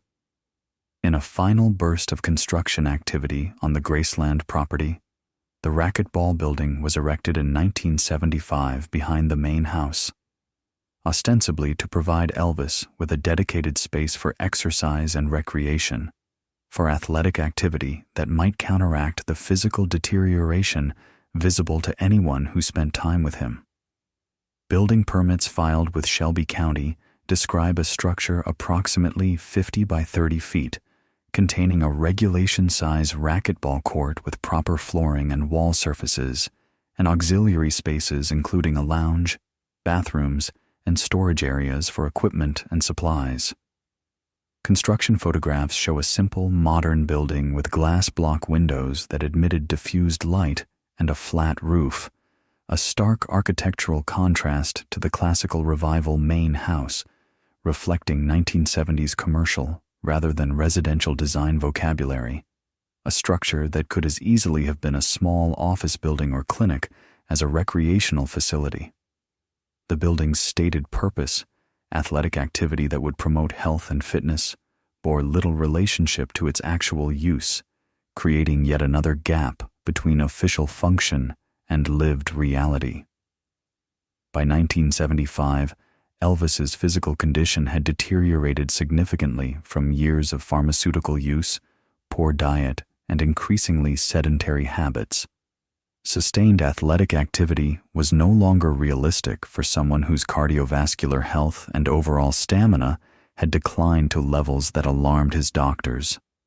The racquetball court saw occasional use, brief sessions documented in photographs and described in accounts from Memphis Mafia members who participated, but these sessions were sporadic and brief, lasting minutes rather than hours, more gesture toward health than actual athletic engagement. The building's true function lay elsewhere, in spaces that had nothing to do with exercise. The lounge area, decorated in a dark, cave-like aesthetic with heavy furniture and low lighting that created an atmosphere of enclosure and privacy, became another retreat space, an alternative to the upstairs suite for nocturnal gatherings and solitary hours. The lounge was furnished with comfortable seating, a sound system, and eventually a television, creating a complete environment where time could be passed without any particular activity or purpose, where simple presence replaced productivity. The atmosphere was deliberately womb-like, protective, removed from the demands and expectations that characterized the main house, despite its sealed qualities. In the racquetball building's lounge, the isolation was somehow different, chosen rather than imposed, refuge rather than fortress. The lounge contained an upright piano, and it was here, in the dim artificial light and muffled acoustics of the racquetball building's interior, that some of the final musical moments occurred, instances of private music making, disconnected from performance or recording, from commercial purposes or public consumption. Accounts describe Elvis sitting at the piano in the early morning hours, often alone or with one or two companions, playing gospel songs, hymns, and spirituals. The music that had anchored him since childhood in the Pentecostal churches of Tupelo and Memphis, the repertoire to which he returned when the performance of Elvis Presley became unsustainable, when the gap between the public figure and the private person became unbridgeable. The piano's sound in the small closed room with its sound-absorbing surfaces had nowhere to travel. It simply filled the space and died against the walls, the musical equivalent of the architectural isolation that characterized the entire estate. These moments were witnessed by few and documented by none, existing now only in memory and second-hand accounts, fragments of a private life that remained largely hidden, even from those who thought they knew him well. The racquetball building's existence reveals the final stage of Graceland's architectural evolution, the endpoint of a progression that had begun with the gates and privacy wall in 1957. The main house, even with its modifications and technological augmentation, even with its blackout curtains and sealed upstairs, was no longer sufficient to provide the level of retreat and isolation required.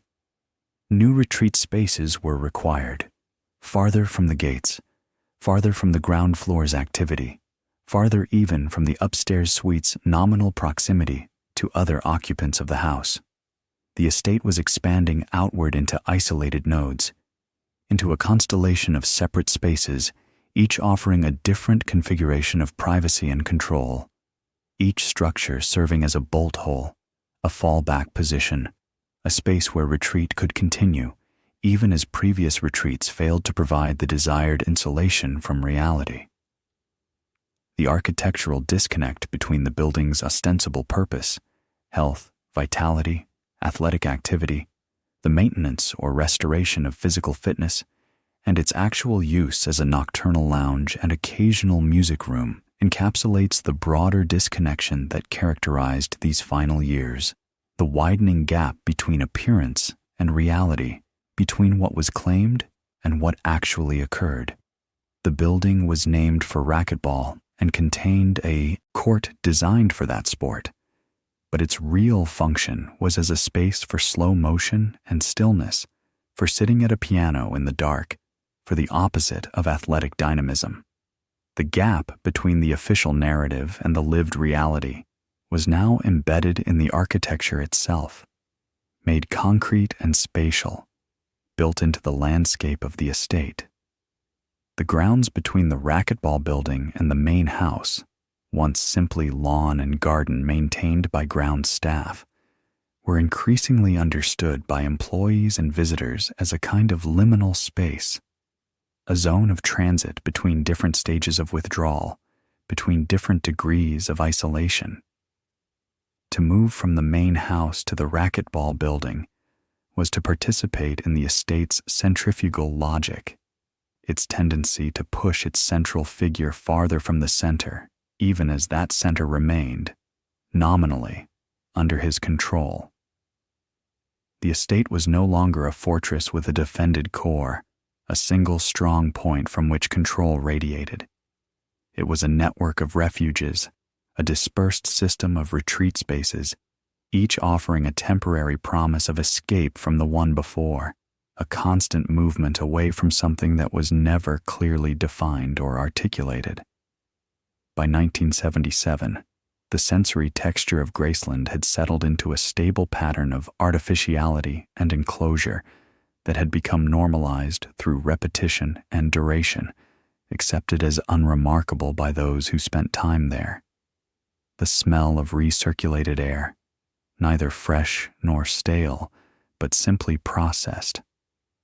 The hum of air conditioning compressors and mechanical systems that ran continuously. The muted light filtered through layers of curtain and produced by artificial sources. The acoustic deadness of over-carpeted rooms where sound was absorbed rather than reflected. All had become so familiar as to be unremarkable to those within the walls, the baseline conditions of existence rather than aberrations requiring comment. The house no longer shocked. It simply was, a set of conditions accepted as normal by those who inhabited or visited it regularly. For Elvis, who had not spent a night away from Graceland for extended periods, who had not experienced unfiltered daylight or uncontrolled temperature or direct contact with strangers in months or years, the house's artificial environment was not an aberration, but the baseline, the only reality he inhabited for days or weeks at a time, the world entire reduced to a few rooms and monitored screens. The final expansion, then, was not really an expansion, but a fragmentation, a dispersal of function across multiple structures that remained physically connected by property lines and surveillance systems, but were psychologically isolated from each other, serving different moods or needs or states of consciousness. the main house, the outbuildings that housed staff and associates, the racquetball building. Each offered a slightly different configuration of the same basic elements. Controlled climate, artificial light, locked doors, electronic mediation of contact with the exterior. The architecture had achieved a perfect redundancy, ensuring that the conditions of isolation could be maintained anywhere on the property, that there was no need to leave, that every need could be met, and every preference accommodated, and every desire fulfilled without crossing the gates that separated Graceland from Memphis, the estate from the world beyond its walls.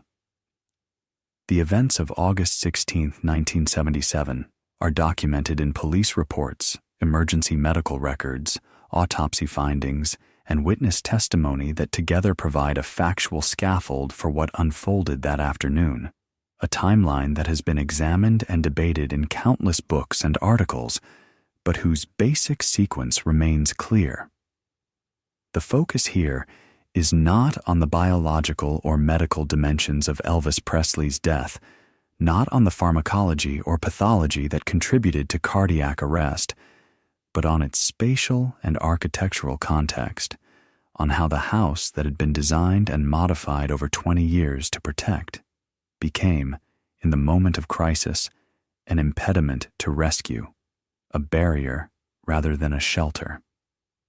The afternoon began with routine, with the unremarkable patterns that had structured life at Graceland for months and years. Elvis, who had been awake through the night and into the morning, as was his habit, playing racquetball briefly, visiting with his dentist for routine work, finally retired to his upstairs suite around 6 or 7 in the morning to sleep through the day.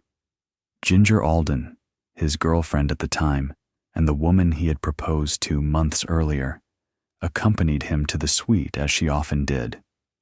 The suite's blackout curtains, as always, ensured total darkness regardless of the sun's position. The temperature, as always, was maintained in the low 60s by the air conditioning system that ran constantly. These conditions, intended to be comfortable for sleep, also ensured that time within the suite was unmarked by external cues, that the progression from morning through afternoon occurred without sensory indication, that the occupants existed in a temporal void where noon and midnight were indistinguishable. Around 2 in the afternoon, by the clock rather than by any environmental indicator, Alden woke and found Elvis unresponsive in the bathroom.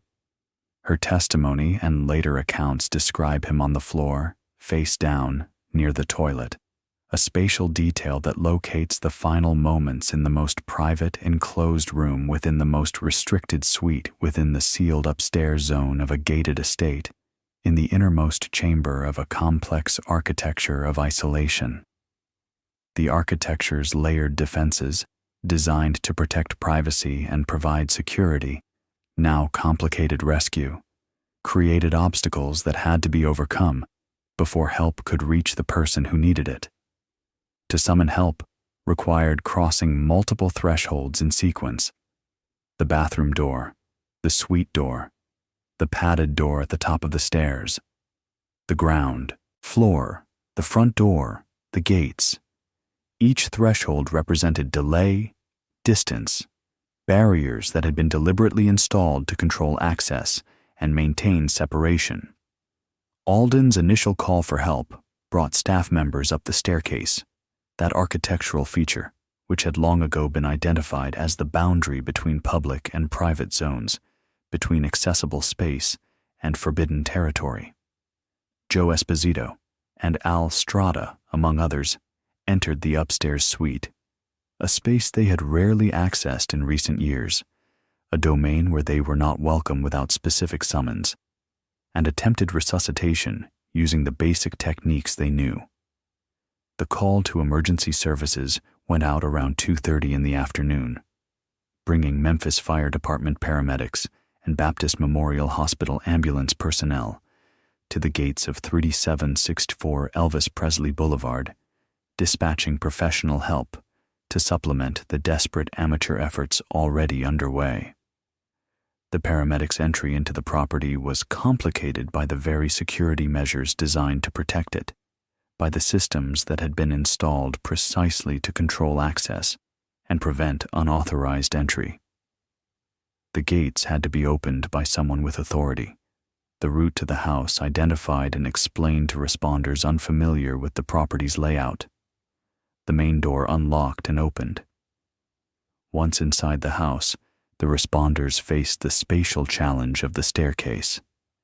A curved, relatively narrow run of steps connecting the ground floor to the second-floor landing, designed for domestic circulation by individuals or small groups, not for emergency access by multiple personnel carrying equipment. Medical equipment, stretchers, oxygen tanks, and multiple personnel had to navigate this passage, maneuvering bulky items around the curve while maintaining speed and coordination. The architecture that had served as a privacy screen, that had successfully separated the upstairs from the ground floor for 2 decades, now functioned as a bottleneck, slowing the transport of patient and equipment, introducing delays that might or might not have mattered to the outcome, but that certainly complicated the rescue attempt. Resuscitation attempts continued in the upstairs bathroom and hallway before Elvis was moved downstairs, and then to the ambulance waiting in the drive. The medical effort, detailed in emergency records and later testimony by the paramedics and doctors involved, was thorough and professional, following protocols for cardiac arrest, but ultimately unsuccessful. Elvis Presley was pronounced dead at Baptist Memorial Hospital at 3:30 in the afternoon. The official cause of death, listed on the autopsy report and death certificate, was cardiac arrhythmia, though subsequent investigations and medical reviews have debated contributing factors, including prescription drug use and pre-existing health conditions, debates that have never been fully resolved and that remain contentious among researchers and biographers. The death's spatial choreography is significant for what it reveals about the architecture of isolation that had been constructed over 20 years. The final conscious moments in the most private interior room of the sealed suite. The body's movement from bathroom to hallway to staircase to ground floor to ambulance to hospital. Each stage marking a breach of the architectural isolation that had structured the previous 2 decades of life at Graceland. The upstairs that had been closed to most visitors, that had maintained its forbidden status for years, was suddenly open to strangers. Paramedics, police, medical examiners, people who had never been to Graceland and who entered only because emergency trumped privacy. The house that had been a fortress became, in the space of an hour, a crime scene, technically speaking, as all sudden deaths require investigation and then a focus of media attention that would intensify over the following days and weeks. The irony was noted by some observers even in the immediate aftermath, in the hours before the news was released to the public. The house built to exclude, to protect, to insulate, had made protection more difficult when protection was most urgently needed. The narrow staircase, the closed doors, the distance from gate to house to upstairs suite, the very security measures that had ensured privacy, all the architectural features that had successfully maintained isolation had also ensured delay, had introduced obstacles that consumed time that might have been critical.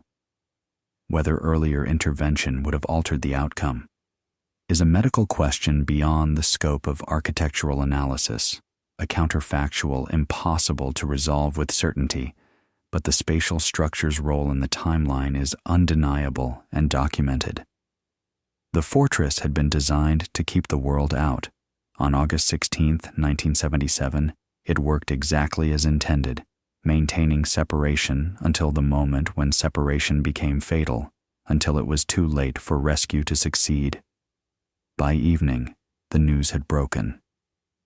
The gates of Graceland, which had for 2 decades controlled access with careful precision, which had opened only for authorized visitors and remained closed to all others, were suddenly besieged by mourners, media, and the curious, by thousands of people drawn by grief or fascination or simple proximity to history. The perimeter that had been a barrier became a gathering point. The limestone wall and iron musical note gates transformed into a memorial site where flowers, notes, and candles began to accumulate in quantities that overwhelmed the available space. The architecture of exclusion had inverted into an architecture of pilgrimage, the closed doors reinterpreted as a shrine to what was lost behind them, the gates becoming not obstacles, but destinations, places to leave tributes and express emotions that had no other outlet. Inside, the house was silent in a way it had never been during Elvis's life. The intercom system's hum continued, the electrical circuit still live, but there were no more voices to transmit, no more summons to relay. The CCTV monitors displayed empty frames, vacant approaches, gates that would soon be opened to crowds rather than to individuals. The upstairs suite, its blackout curtains still drawn, remained dark and cold, the air conditioning maintaining its programmed temperature without regard to occupancy. The architectural systems that had been designed to serve one man's preferences continued to function mechanically, automatically, but the animating presence was gone. The person for whom the elaborate systems had been created and maintained no longer there to benefit from their operation. Graceland had become, overnight, a mechanism without a purpose, a fortress without a king, a monument to absence rather than presence, a house that would have to discover a new function or face abandonment and decay. In the days immediately following August 16, 1977, Graceland came under a siege of a different kind, no longer the daily management of fan attention, but an overwhelming surge that threatened to overwhelm the property's capacity to handle crowds. The modest daily gatherings of fans at the gates, typically dozens or at most a few hundred on significant dates, swelled to crowds estimated in the thousands, then tens of thousands, as news of Elvis's death spread through media coverage and word of mouth. Contemporary newspaper accounts and television footage document the mass of humanity pressing against the iron gates and limestone walls, the sheer density of grief made physical and spatial, bodies packed together in the August heat, seeking proximity to the place where the body lay in state. The musical note gates, designed as a decorative boundary and security feature capable of withstanding normal use, were now bearing a load they were never engineered to support. Not the weight of metal, but the weight of collective emotion, translated into physical pressure as thousands pushed forward simultaneously, seeking visibility, proximity, connection to a figure whose death had created a void in millions of lives. Inside the gates, Vernon Presley and the remaining family members, Elvis's 9-year-old daughter Lisa Marie, his former wife Priscilla, who had flown in from Los Angeles, his grandmother Minnie Mae Presley, found themselves trapped within the very monument they had built, unable to leave without confronting the crowds, unable to mourn in privacy, despite the walls and gates that had always provided it. The house that had been designed to provide privacy and security now offered neither in any meaningful sense. The exterior walls kept the crowds at bay physically, prevented them from entering the property, but the sheer numbers and the intensity of the public response created an atmosphere of fear and vulnerability, a sense of being besieged by emotion that walls could not deflect. Security personnel, who had spent years controlling access to a living man with carefully maintained protocols, now struggled to manage access to his body and to protect the family from the surge of attention, that threatened to overwhelm all boundaries. The architectural decision to allow public viewing transformed the house's function fundamentally, converted the domestic interior into a public ceremonial space in a way that would have been unthinkable days earlier. On August 17th, the front door of Graceland was opened, and mourners were admitted in controlled groups to file past the open casket in the foyer, an extraordinary gesture that breached the privacy that had been so carefully maintained. Estimates of the number of visitors vary, but most sources place the figure between 20 and 30,000 people over the course of the day, an astonishing number that required constant flow, coordination by multiple security personnel, and patience from mourners who waited hours in the heat for their few seconds in the foyer. The foyer, designed in the Moore era as a transitional space between exterior and interior, became a processional route, its marble and carpet now bearing the footsteps of strangers in an endless stream, thousands of people moving through a space that had been seen by so few during Elvis's life. The flowers presented the first spatial crisis, a problem that had not been anticipated and that quickly overwhelmed the estate's capacity. Thousands of arrangements arrived, delivered by local florists working overtime, sent by celebrities and fans from around the world, stacked in delivery trucks that lined Highway 51 for blocks. The sheer volume overwhelmed the house's capacity to display or even store them. Arrangements filled the foyer where they could serve as backdrop for the viewing, then overflowed into the living room, the hallways, and were eventually stacked outside on the lawn and driveway in rows that turned the estate's approach into a garden of tribute. Photographs from August 17th and 18 show the house nearly buried in flowers, the scent overwhelming and visible even in still images, the visual weight almost obscene, an architectural space disappearing beneath botanical tribute. The flowers blocked light from windows, obstructed circulation through rooms, and created a physical barrier between the private family spaces at the rear of the house and the public rooms at the front. The house had been designed to control what entered, to regulate access and maintain boundaries.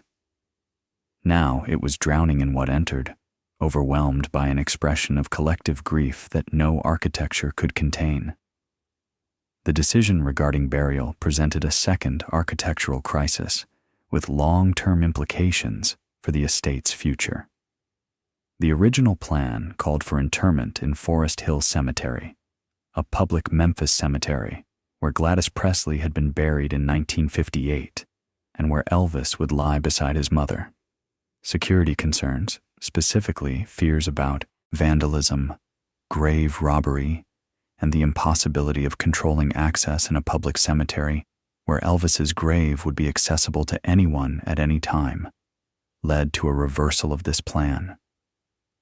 Vernon Presley, in consultation with estate advisors and security personnel, determined that Elvis would be buried at Graceland in the small, manicured space at the rear of the property that had been designated years earlier as the Meditation Garden, a modest landscape feature that had never been intended for burial. The Meditation Garden, a modest area of lawn, fountain, and decorative plantings created in the 1960s, had served as a quiet outdoor space for reflection and prayer, a retreat within the retreat where Elvis could sit outdoors without being visible from the street or from neighboring properties. It was never designed or zoned as a cemetery, never intended to hold human remains.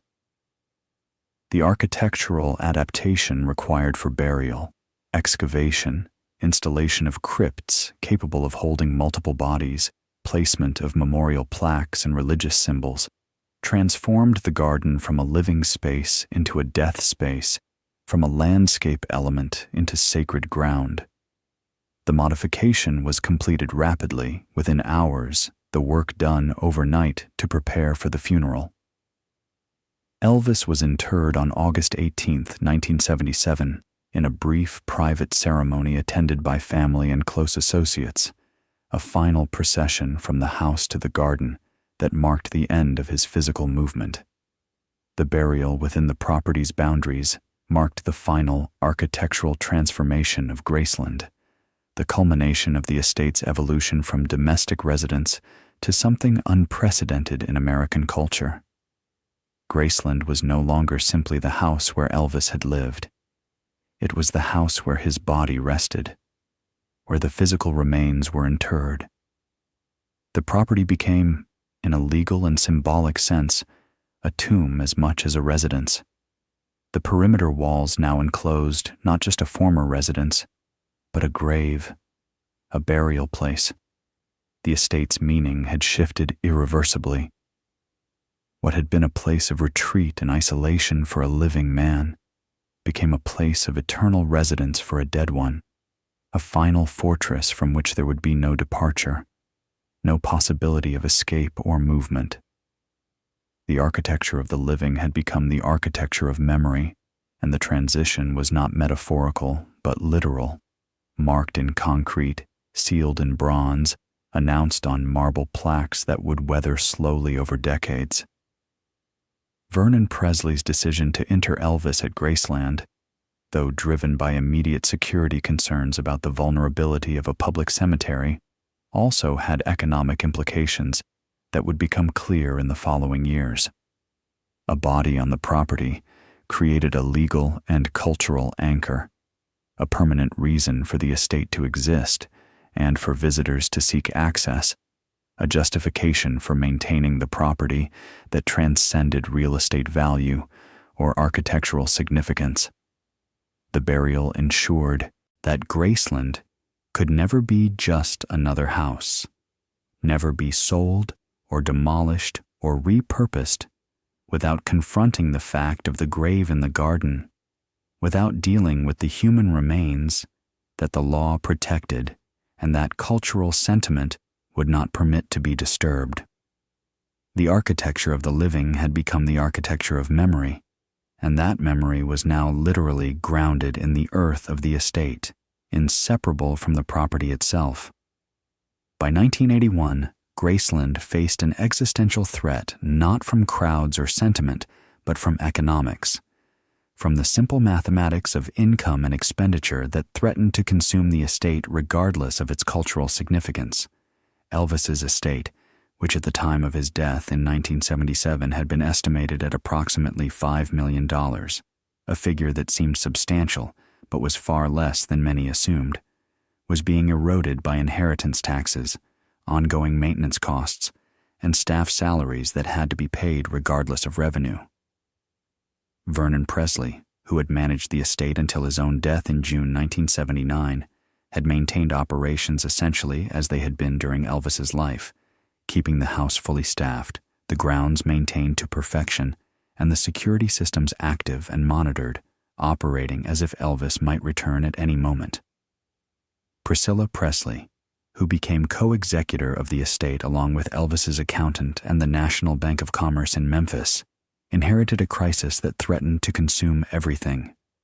At the current rate of expenditure, the estate would be insolvent within 5 years, perhaps sooner, forced to sell assets, including potentially the property itself, to cover obligations.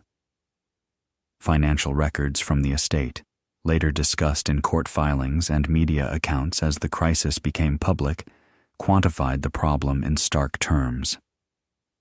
Graceland's annual operating costs exceeded $500,000, a staggering sum that included maintenance of the house, grounds, and outbuildings, property taxes that increased each year, security personnel who worked in shifts around the clock, utilities including the electricity for climate control systems that ran continuously, and staff salaries for the caretakers, gardeners, and administrative personnel who kept the operation functioning. Maintenance of the house alone required constant attention: roofing repairs, HVAC system servicing, plumbing and electrical work, and preservation of the increasingly dated 1970s interiors that were beginning to show wear. The expenses accumulated relentlessly, while income from Elvis's music royalties and residual rights, though substantial in absolute terms, was insufficient to cover both the ongoing costs and the tax obligations that took a large share of gross revenue. The options were stark and unpleasant. Sell assets, including potentially the property itself, or find a way to generate revenue from what the estate possessed. The decision, credited primarily to Priscilla Presley and her advisor Jack Soden, a Memphis businessman she brought in to evaluate options, was to invert the house's function once more, to transform Graceland from a private residence requiring constant expenditure into a public museum generating income sufficient to cover its own costs, and ideally to produce surplus that could benefit the estate. The architectural modifications required for this transformation were less dramatic than the conceptual shift. Graceland would open to paying visitors, becoming a tourist attraction, a heritage site, a destination for fans and curiosity seekers willing to pay admission to see the house where Elvis had lived. The fortress would become a theater. The sanctuary would become a showroom. The private residence would become public spectacle. Planning for the public opening began in late 1981 and consumed most of 1982, requiring solutions to logistical problems that had no obvious precedents. The complex logistics included establishing ticket prices that would generate sufficient revenue while remaining affordable to average fans, designing tour routes that would move visitors efficiently through the house without causing bottlenecks or damage, hiring and training guides who could narrate the house's history and significance, installing protective barriers like ropes and plexiglass that would preserve furnishings while allowing visibility, updating electrical and safety systems to meet commercial building codes that were far more stringent than residential requirements, negotiating with the Whitehaven neighborhood and Memphis city officials regarding traffic, parking, and zoning issues that would arise from high-volume tourism, and deciding what would be shown and, crucially, what would remain hidden from visitors. Architectural drawings and operational plans from this period, preserved in estate archives, show the proposed visitor flow. Entry through a new building across the street housing ticket sales and gift shop. Shuttle buses to transport visitors across Highway 51 safely. Entrance through the front door, just as invited guests had entered. Circulation through the ground floor rooms following a prescribed route. And exit through the rear toward the meditation garden for a final stop at the grave. On June 7, 1982, Graceland opened to the public for the first time, and contemporary media accounts described the event as immediately successful beyond projections. Lines of visitors extended for blocks from the ticket office. Ticket sales exceeded even optimistic projections, and the operation ran smoothly, despite the unprecedented challenge of moving thousands of strangers through a domestic space not designed for such traffic. The house had been carefully prepared for this new function. Rope barriers defined the circulation route, preventing visitors from touching furniture or straying from the prescribed path. Plexiglass panels protected the most valuable or fragile furnishings from accidental contact. Carpet, runners, placed over the original floors, protected surfaces from the accelerated wear of constant foot traffic, and guides provided narration that contextualized what visitors saw, explaining the house's history and Elvis's life. The upstairs, by deliberate decision, remained closed. The padded door still locked. The suite still sealed. The architectural preservation of the Forbidden Zone became one of Graceland's primary attractions, the closed space generating as much interest as the open rooms, perhaps more. The invisible exerting power over visitors' imaginations in ways that the visible could not. The transformation of the house into a museum required subtle architectural modifications that were more about circulation management and preservation than about structural change. Lighting was carefully adjusted to protect furnishings while providing adequate visibility for visitors and for the photographs they would inevitably take. Climate control was upgraded to handle the thermal load of hundreds of bodies passing through each day, the human heat requiring more cooling capacity than the house's original systems could provide. Security systems were enhanced to monitor visitors and prevent theft or damage, with cameras and personnel watching for anyone who might touch furniture, pocket small items, or otherwise violate the rules. The house was now a machine for processing tourists, its original domestic functions replaced by a heritage industry logic where authenticity was simultaneously preserved and performed, where the house had to appear exactly as it had been while functioning in ways completely alien to its original purpose. The opening to the public saved the estate financially, vindicating the gamble that fans would pay to see the house and that admission revenue could cover costs. Within a year, Graceland was generating sufficient revenue not only to cover its own operating costs, but to contribute to the estate's broader obligations, providing income that funded ongoing operations and began to rebuild capital reserves. By the mid-1980s, the property had become one of the most visited house museums in the United States, with annual visitor numbers climbing into the hundreds of thousands and eventually exceeding 500,000, an astonishing figure that placed Graceland in the top tier of American cultural attractions. The economic transformation vindicated Priscilla Presley's gamble and established a model for how celebrity estates could transition from private property to public attraction, a template that other estates would study and attempt to replicate with varying degrees of success. By the 2020s, Graceland had evolved into a complex encompassing not just the original house, but an extensive commercial campus that sprawled across the street from the main property, a large visitor center housing ticket sales and extensive retail operations, multiple museums dedicated to Elvis's career and possessions, displaying everything from jumpsuits to gold records to film memorabilia, an airplane exhibit featuring Elvis's private jets, the Lisa Marie and the smaller Hound Dog 2, both maintained as they were when last used, an automobile museum displaying his collection of cars including the famous pink Cadillac, a performance venue for special events and concerts, a hotel allowing fans to sleep near the estate, and restaurants serving Southern cuisine with Elvis-themed names. The estate's annual visitor numbers exceeded 500,000 consistently, making it one of the most visited house museums in the United States, surpassed in visitation only by the White House.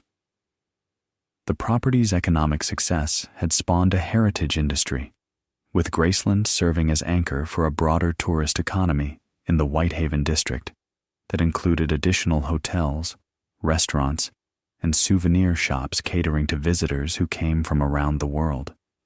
The original house, the 1939 Moore residence and its Presley-era modifications, occupied an increasingly small percentage of the total visitor experience, both in terms of time spent and in terms of the narrative presented across all the exhibits, yet it remained the symbolic center, the essential core without which the rest could not exist. The architectural preservation strategy adopted since 1982 and maintained with remarkable consistency aimed to freeze the house in its August 1977 state, the last moment of Elvis's occupancy, the final configuration of furnishings and decorations. This temporal fixation required constant and expensive maintenance, fabrics replaced to match originals when wear became unacceptable, carpets restored or reproduced when traffic damage exceeded acceptable limits, paint colors refreshed when fading or damage required intervention, furnishings conserved using museum-standard techniques to arrest deterioration. The house was not allowed to age naturally, to accumulate the patina of time, or to evolve with changing tastes. It was maintained as a living snapshot, a three-dimensional photograph of a specific historical moment frozen in perpetuity. The visitor experience, as refined over 4 decades and standardized by the early 2020s, followed a carefully scripted route designed to maximize throughput while maintaining an illusion of intimate access. Guests, having purchased tickets and crossed the street via shuttle, entered through the front door, where Ginger Alden had called for help decades earlier, though this connection was not explicitly narrated by guides. The foyer, where the casket had rested during public viewing in August 1977, now served as an introduction, its mirror-paneled walls and white furniture setting the tone for the stylistic journey to follow. From there, the route proceeded through the formal living room with its heavy upholstery and saturated colors, the dining room with its patterned wallpaper, and the kitchen where Mary Jenkins had cooked thousands of meals, each space furnished and decorated as, and it had been in the mid-1970s, each a period room in an architectural time capsule that preserved a moment that could never return. The television room, with its yellow-black-gold color scheme and 3 television sets mounted side by side, drew particular attention, guides highlighting the Johnson-inspired setup as evidence of Elvis's engagement with current events and his interest in media, framing the excess in terms that made it comprehensible to visitors who might otherwise find it merely bizarre. The pool room, added in the 1970s and decorated with hundreds of yards of pleated fabric covering walls and ceiling in a tent-like configuration, demonstrated the aesthetic extremes of the period and Elvis's willingness to pursue decoration as spectacle. The jungle room, with its green shag ceiling and carved wooden furniture, remained the tour's climax, the space most frequently photographed and discussed by visitors, its aesthetic excess now celebrated as iconic Americana, rather than criticized as failure of taste, the room that most completely captured the house's transformation from conventional residence to surreal environment. The tour's spatial choreography ensured that certain experiences were universal. All visitors saw the same rooms in the same sequence, followed the same prescribed path, received the same basic narrative from audio guides or tour leaders. Yet the choreography also ensured with equal rigor that certain experiences remained permanently inaccessible. The upstairs was still closed, still sealed, the padded door still locked decades after the death that had occurred behind it.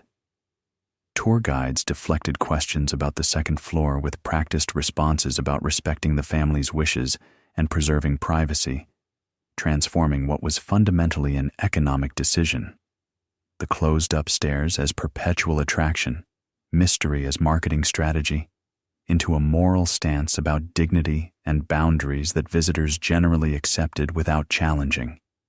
The meditation garden, the tour's final destination, and the only outdoor space included in the standard route, remained the property's emotional center, the place where visitors' demeanor shifted from curiosity to reverence. Elvis's grave, along with those of his parents Vernon and Gladys and his grandmother Minnie Mae Presley, occupied a semicircle around the fountain and meditation area that had been expanded and formalized since the original 1977 burial.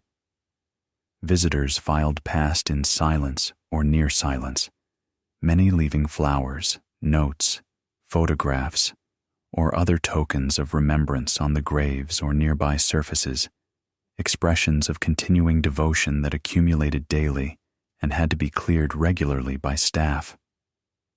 The architectural modification that had transformed the garden from a living space to a cemetery was now over 40 years old, the graves weathered, the bronze plaques patinated by exposure, the plantings mature. The spatial effect was less grand than intimate, a human-scale memorial in contrast to the monumental tombs of other famous figures, a garden rather than a mausoleum, open to sky and weather rather than enclosed and protected.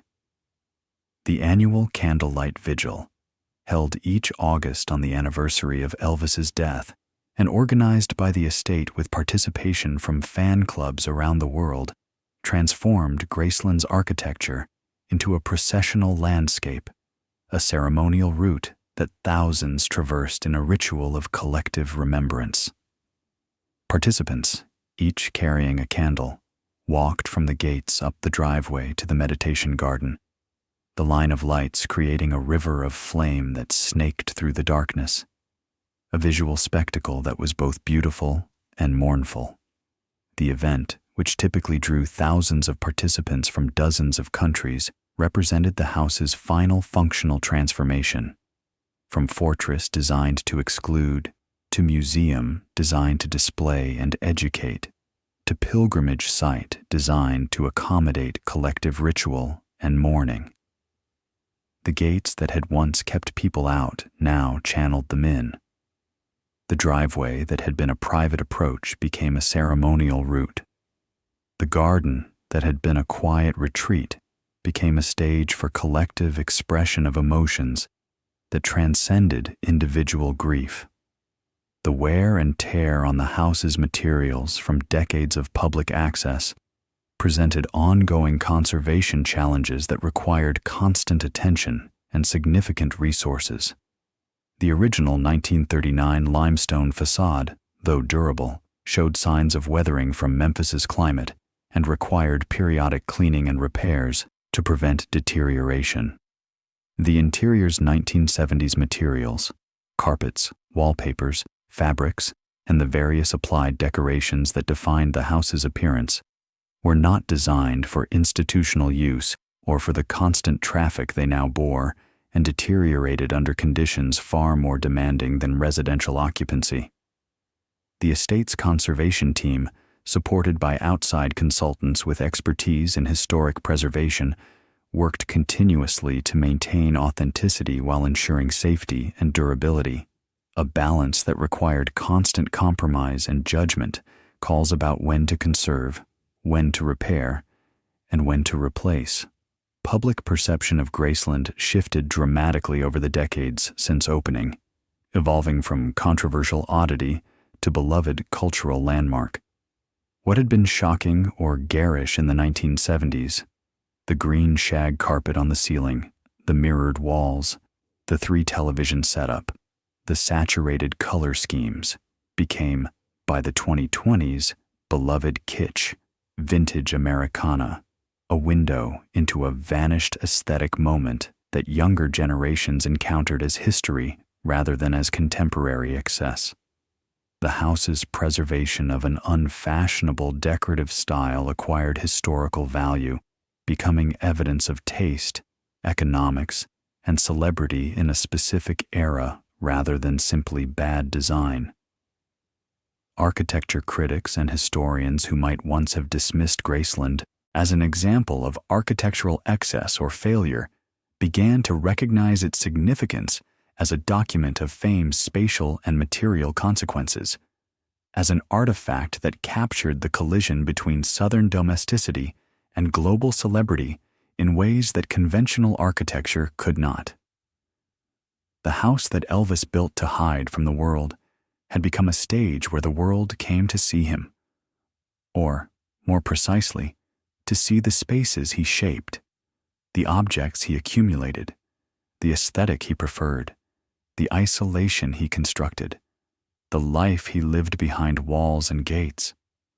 Graceland's transformation from fortress to museum represented not a betrayal of its original purpose, but a recognition that the purpose had been unsustainable, that isolation perfected becomes abandonment, that a house designed for one person cannot survive that person's death without finding new functions and new occupants. The architecture remained, carefully preserved and maintained. The person it was built to protect was gone, present now only in photographs and memories, and in the physical traces left in the rooms he shaped. What survived was the shell, maintained and interpreted, opened and analyzed, visited and photographed, a monument not to eternal triumph, but to the fragility of the life that once animated it, to the limits of what architecture can protect or preserve. The foot of the staircase at Graceland, where every tour route terminates, and visitors must turn back toward the exit without ascending, offers a final view that has become iconic in its own right. 15 steps rising to a landing, curving right toward the padded door that remains closed, the upstairs invisible beyond that threshold, unknowable except through imagination and fragmentary accounts. The staircase's architectural details, its curved wooden banister worn smooth by countless hands over 8 decades, its carpeted treads showing wear, despite periodic replacement, its relatively modest scale that seems inadequate to the significance it has acquired, would be unremarkable in any other house, merely functional circulation between floors. Here, they have become an icon, perhaps the most significant threshold in American celebrity architecture, a boundary that generates meaning precisely through its refusal to allow passage. The closed space above generates meaning through absence, through what cannot be seen or known. The upstairs rooms, more powerful as imagination than they ever could be as exhibit. The suite where Elvis lived his final years, where he died alone on a bathroom floor, remains sealed not from necessity, but from choice, not because opening it is impossible, but because closing it is profitable, because mystery has proven more valuable than revelation. Visitors understand without being told that they are not seeing everything, that something remains hidden, that the complete story is being withheld. The closed door at the top of the stairs functions as a perpetual teaser, maintaining tension and curiosity that no exhibit could sustain, encouraging repeat visits in the hope that access might someday be granted, that the forbidden zone might be opened. Graceland's architectural legacy extends beyond its physical presence in Memphis to its influence as a template for how celebrity estates are understood, preserved, and commodified in American culture. The decision to open the house to the public while preserving it in a specific temporal moment and maintaining a closed zone of mystery established a model that subsequent celebrity estate museums have followed with varying degrees of success. Paisley Park, Neverland Ranch, and others have all studied the Graceland model in attempting to convert private residences into public attractions. The formula: partial access that preserves voyeuristic interest, temporal freezing that creates historical artifact, commercial integration that generates revenue, managed pilgrimage that channels devotion into controlled ritual, originated at Graceland, or was at least perfected there, demonstrating how private architecture could be transformed into public heritage while retaining the aura of intimacy and authenticity that made it compelling. The house's meaning has been interrogated from multiple critical perspectives in the decades since opening, generating scholarly literature and critical analysis that treat it as cultural text rather than simply as building or museum. Architectural historians note the dissonance between the 1939 classical revival facade and the 1970s psychedelic interiors, reading the disconnect as evidence of rapid cultural and personal transformation, of the collision between Southern tradition and global celebrity that Elvis's life and career embodied. Cultural critics analyze Graceland as a monument to American excess, a space where consumer culture, celebrity worship, and Southern identity intersect in uncomfortable but revealing ways, where the American dream's promises and costs become visible in spatial form. Preservation specialists study the technical and ethical challenges of maintaining authenticity for decorative schemes that were never intended to be permanent, that were in fact serial improvisations rather than designed interiors, raising questions about what preservation means when the historical state being preserved was itself unstable and constantly changing. For the city of Memphis, Graceland occupies a complex position that has evolved over the decades from embarrassment to reluctant acceptance to embrace.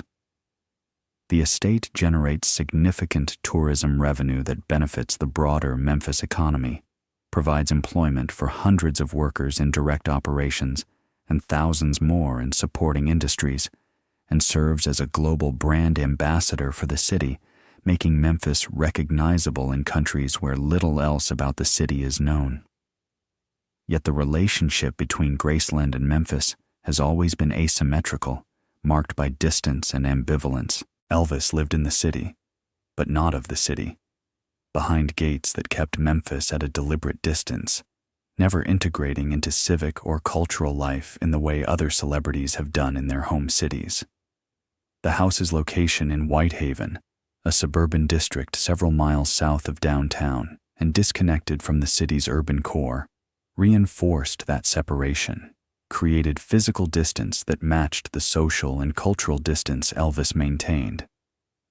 Graceland remains simultaneously Memphis's most famous address and a space fundamentally apart from the city's urban fabric, a walled enclave whose relationship to its surroundings is economic and symbolic rather than architectural or social, a destination that tourists visit without necessarily exploring the city that contains it. The upstairs, that sealed second floor, continues to generate speculation, mythology, and requests for access despite decades of closure. The Presley family and estate management have maintained the closure despite public pressure and despite the economic incentive to open another revenue-generating exhibit that would certainly attract visitors and justify increased admission fees. The stated reason, respect for privacy, honoring the family's wishes to preserve Elvis's most private space, echoes the original function of the upstairs as a restricted zone during his life, extending the architecture of exclusion even decades after the person it was designed to protect is gone. The decision has philosophical dimensions that extend beyond economics or family sentiment. At what point does a private space become historical record? When does privacy end and public interest begin? Who has the authority to decide where those boundaries lie, and what obligations does preservation create? The closed door at the top of the stairs embodies these questions without resolving them, stands as a permanent reminder that some boundaries remain even in an age of total access and documentation. If the door were opened, if the upstairs were added to the tour route, what would visitors find? Based on published descriptions, floor plans examined by researchers, and occasional photographs taken for legal or estate purposes and later leaked or officially released, the second floor contains a master bedroom with the custom bed, bathroom with its extensive cabinetry, office space with desk and filing cabinets, and additional bedrooms, rooms that are furnished, decorated, and maintained by staff who clean them regularly, but that have not been seen by the public in over 4 decades. The material reality is likely less dramatic than the mythology that is built up around the space. A bedroom with a large bed, blackout curtains, and furniture that would have been contemporary in the 1970s, but is now simply dated. A bathroom with extensive cabinetry and shelving, the space where Elvis died, but which has been cleaned and maintained for decades. An office with ordinary furnishings serving ordinary functions. The ordinariness of these spaces might paradoxically be the most revealing thing about them, that the architectural culmination of celebrity isolation, the innermost sanctum of one of the most famous houses in America, was simply a bedroom, that the sealed sanctuary was just a room with heavy curtains and cold air conditioning, that the forbidden zone is ultimately ordinary domestic space made extraordinary only by who occupied it and by the decision to keep it forever closed. The choice to keep the upstairs sealed reflects a calculation that mystery has more value than revelation, that the closed door serves the estate's interests better than any exhibit could, that what visitors cannot see draws them more powerfully than what they can. It is a recognition that Graceland's power as cultural site lies not just in what it displays, but in what it withholds, that the architecture of exclusion remains functional even in a context of public access and commercial operation. The house teaches this lesson to every visitor through its spatial organization. Even in a space dedicated to transparency and public engagement, there are boundaries that remain enforced, doors that stay locked, rooms that are withdrawn from circulation. The closed upstairs is not failure to complete the museum or reluctance to share. It is the museum's masterstroke, the element that ensures visitors can never fully possess or exhaust what Graceland offers. The philosophical closure that Graceland offers is one of duality and paradox, of irreconcilable contradictions that cannot be resolved. The house is simultaneously open and closed, accessible yet sealed, transparent in its displays, yet secretive about its essential core. It is the most visited home in America, yet maintains an inner sanctum that remains inaccessible. It is a monument to fame, yet its design and evolution reflect the profound costs and isolation that fame imposed. It is preserved as authentic, yet its authenticity consists of maintaining modifications and decorations that were themselves departures from the original architecture. It is celebrated as iconic Americana, yet its excess and insularity make it at best a complicated emblem of American values, a reminder that success and achievement can produce isolation as easily as they produce happiness. Elvis Presley built Graceland to escape the world's gaze, to create a space where he could control access, visibility, and interaction, where his preferences determined reality without negotiation or compromise. The gates, the walls, the closed doors, the surveillance systems, the climate control that maintained artificial conditions, the blackout curtains that excluded natural light. Every modification was an attempt to establish sovereignty over his environment, to construct a realm where his will was absolute. The architecture succeeded in this goal, creating a space of near total control and isolation that functioned exactly as designed. Yet that success came at a cost that the architecture itself could not mitigate or prevent. A life lived in sealed rooms, a world experienced through screens and intermediaries, a trajectory toward stasis and deterioration that no amount of control could arrest. Today, the limestone walls of Graceland stand as they have for 85 years, weathered but maintained, cleaned but aged, the same structure that Dr. Thomas Moore commissioned in 1939, and that Elvis Presley transformed beginning in 1957. The gates still bear the musical notes and the name in iron letters, though they now open regularly throughout the day to admit streams of visitors rather than remaining closed, except for rare authorized entry. The upstairs door remains closed, its padded surface a barrier between what can be known and what can only be imagined, between history that can be documented and experience that remains forever inaccessible. The house endures as a paradox, a place of total exposure, visited by millions, documented extensively, that nevertheless keeps its deepest secret locked away on the second floor.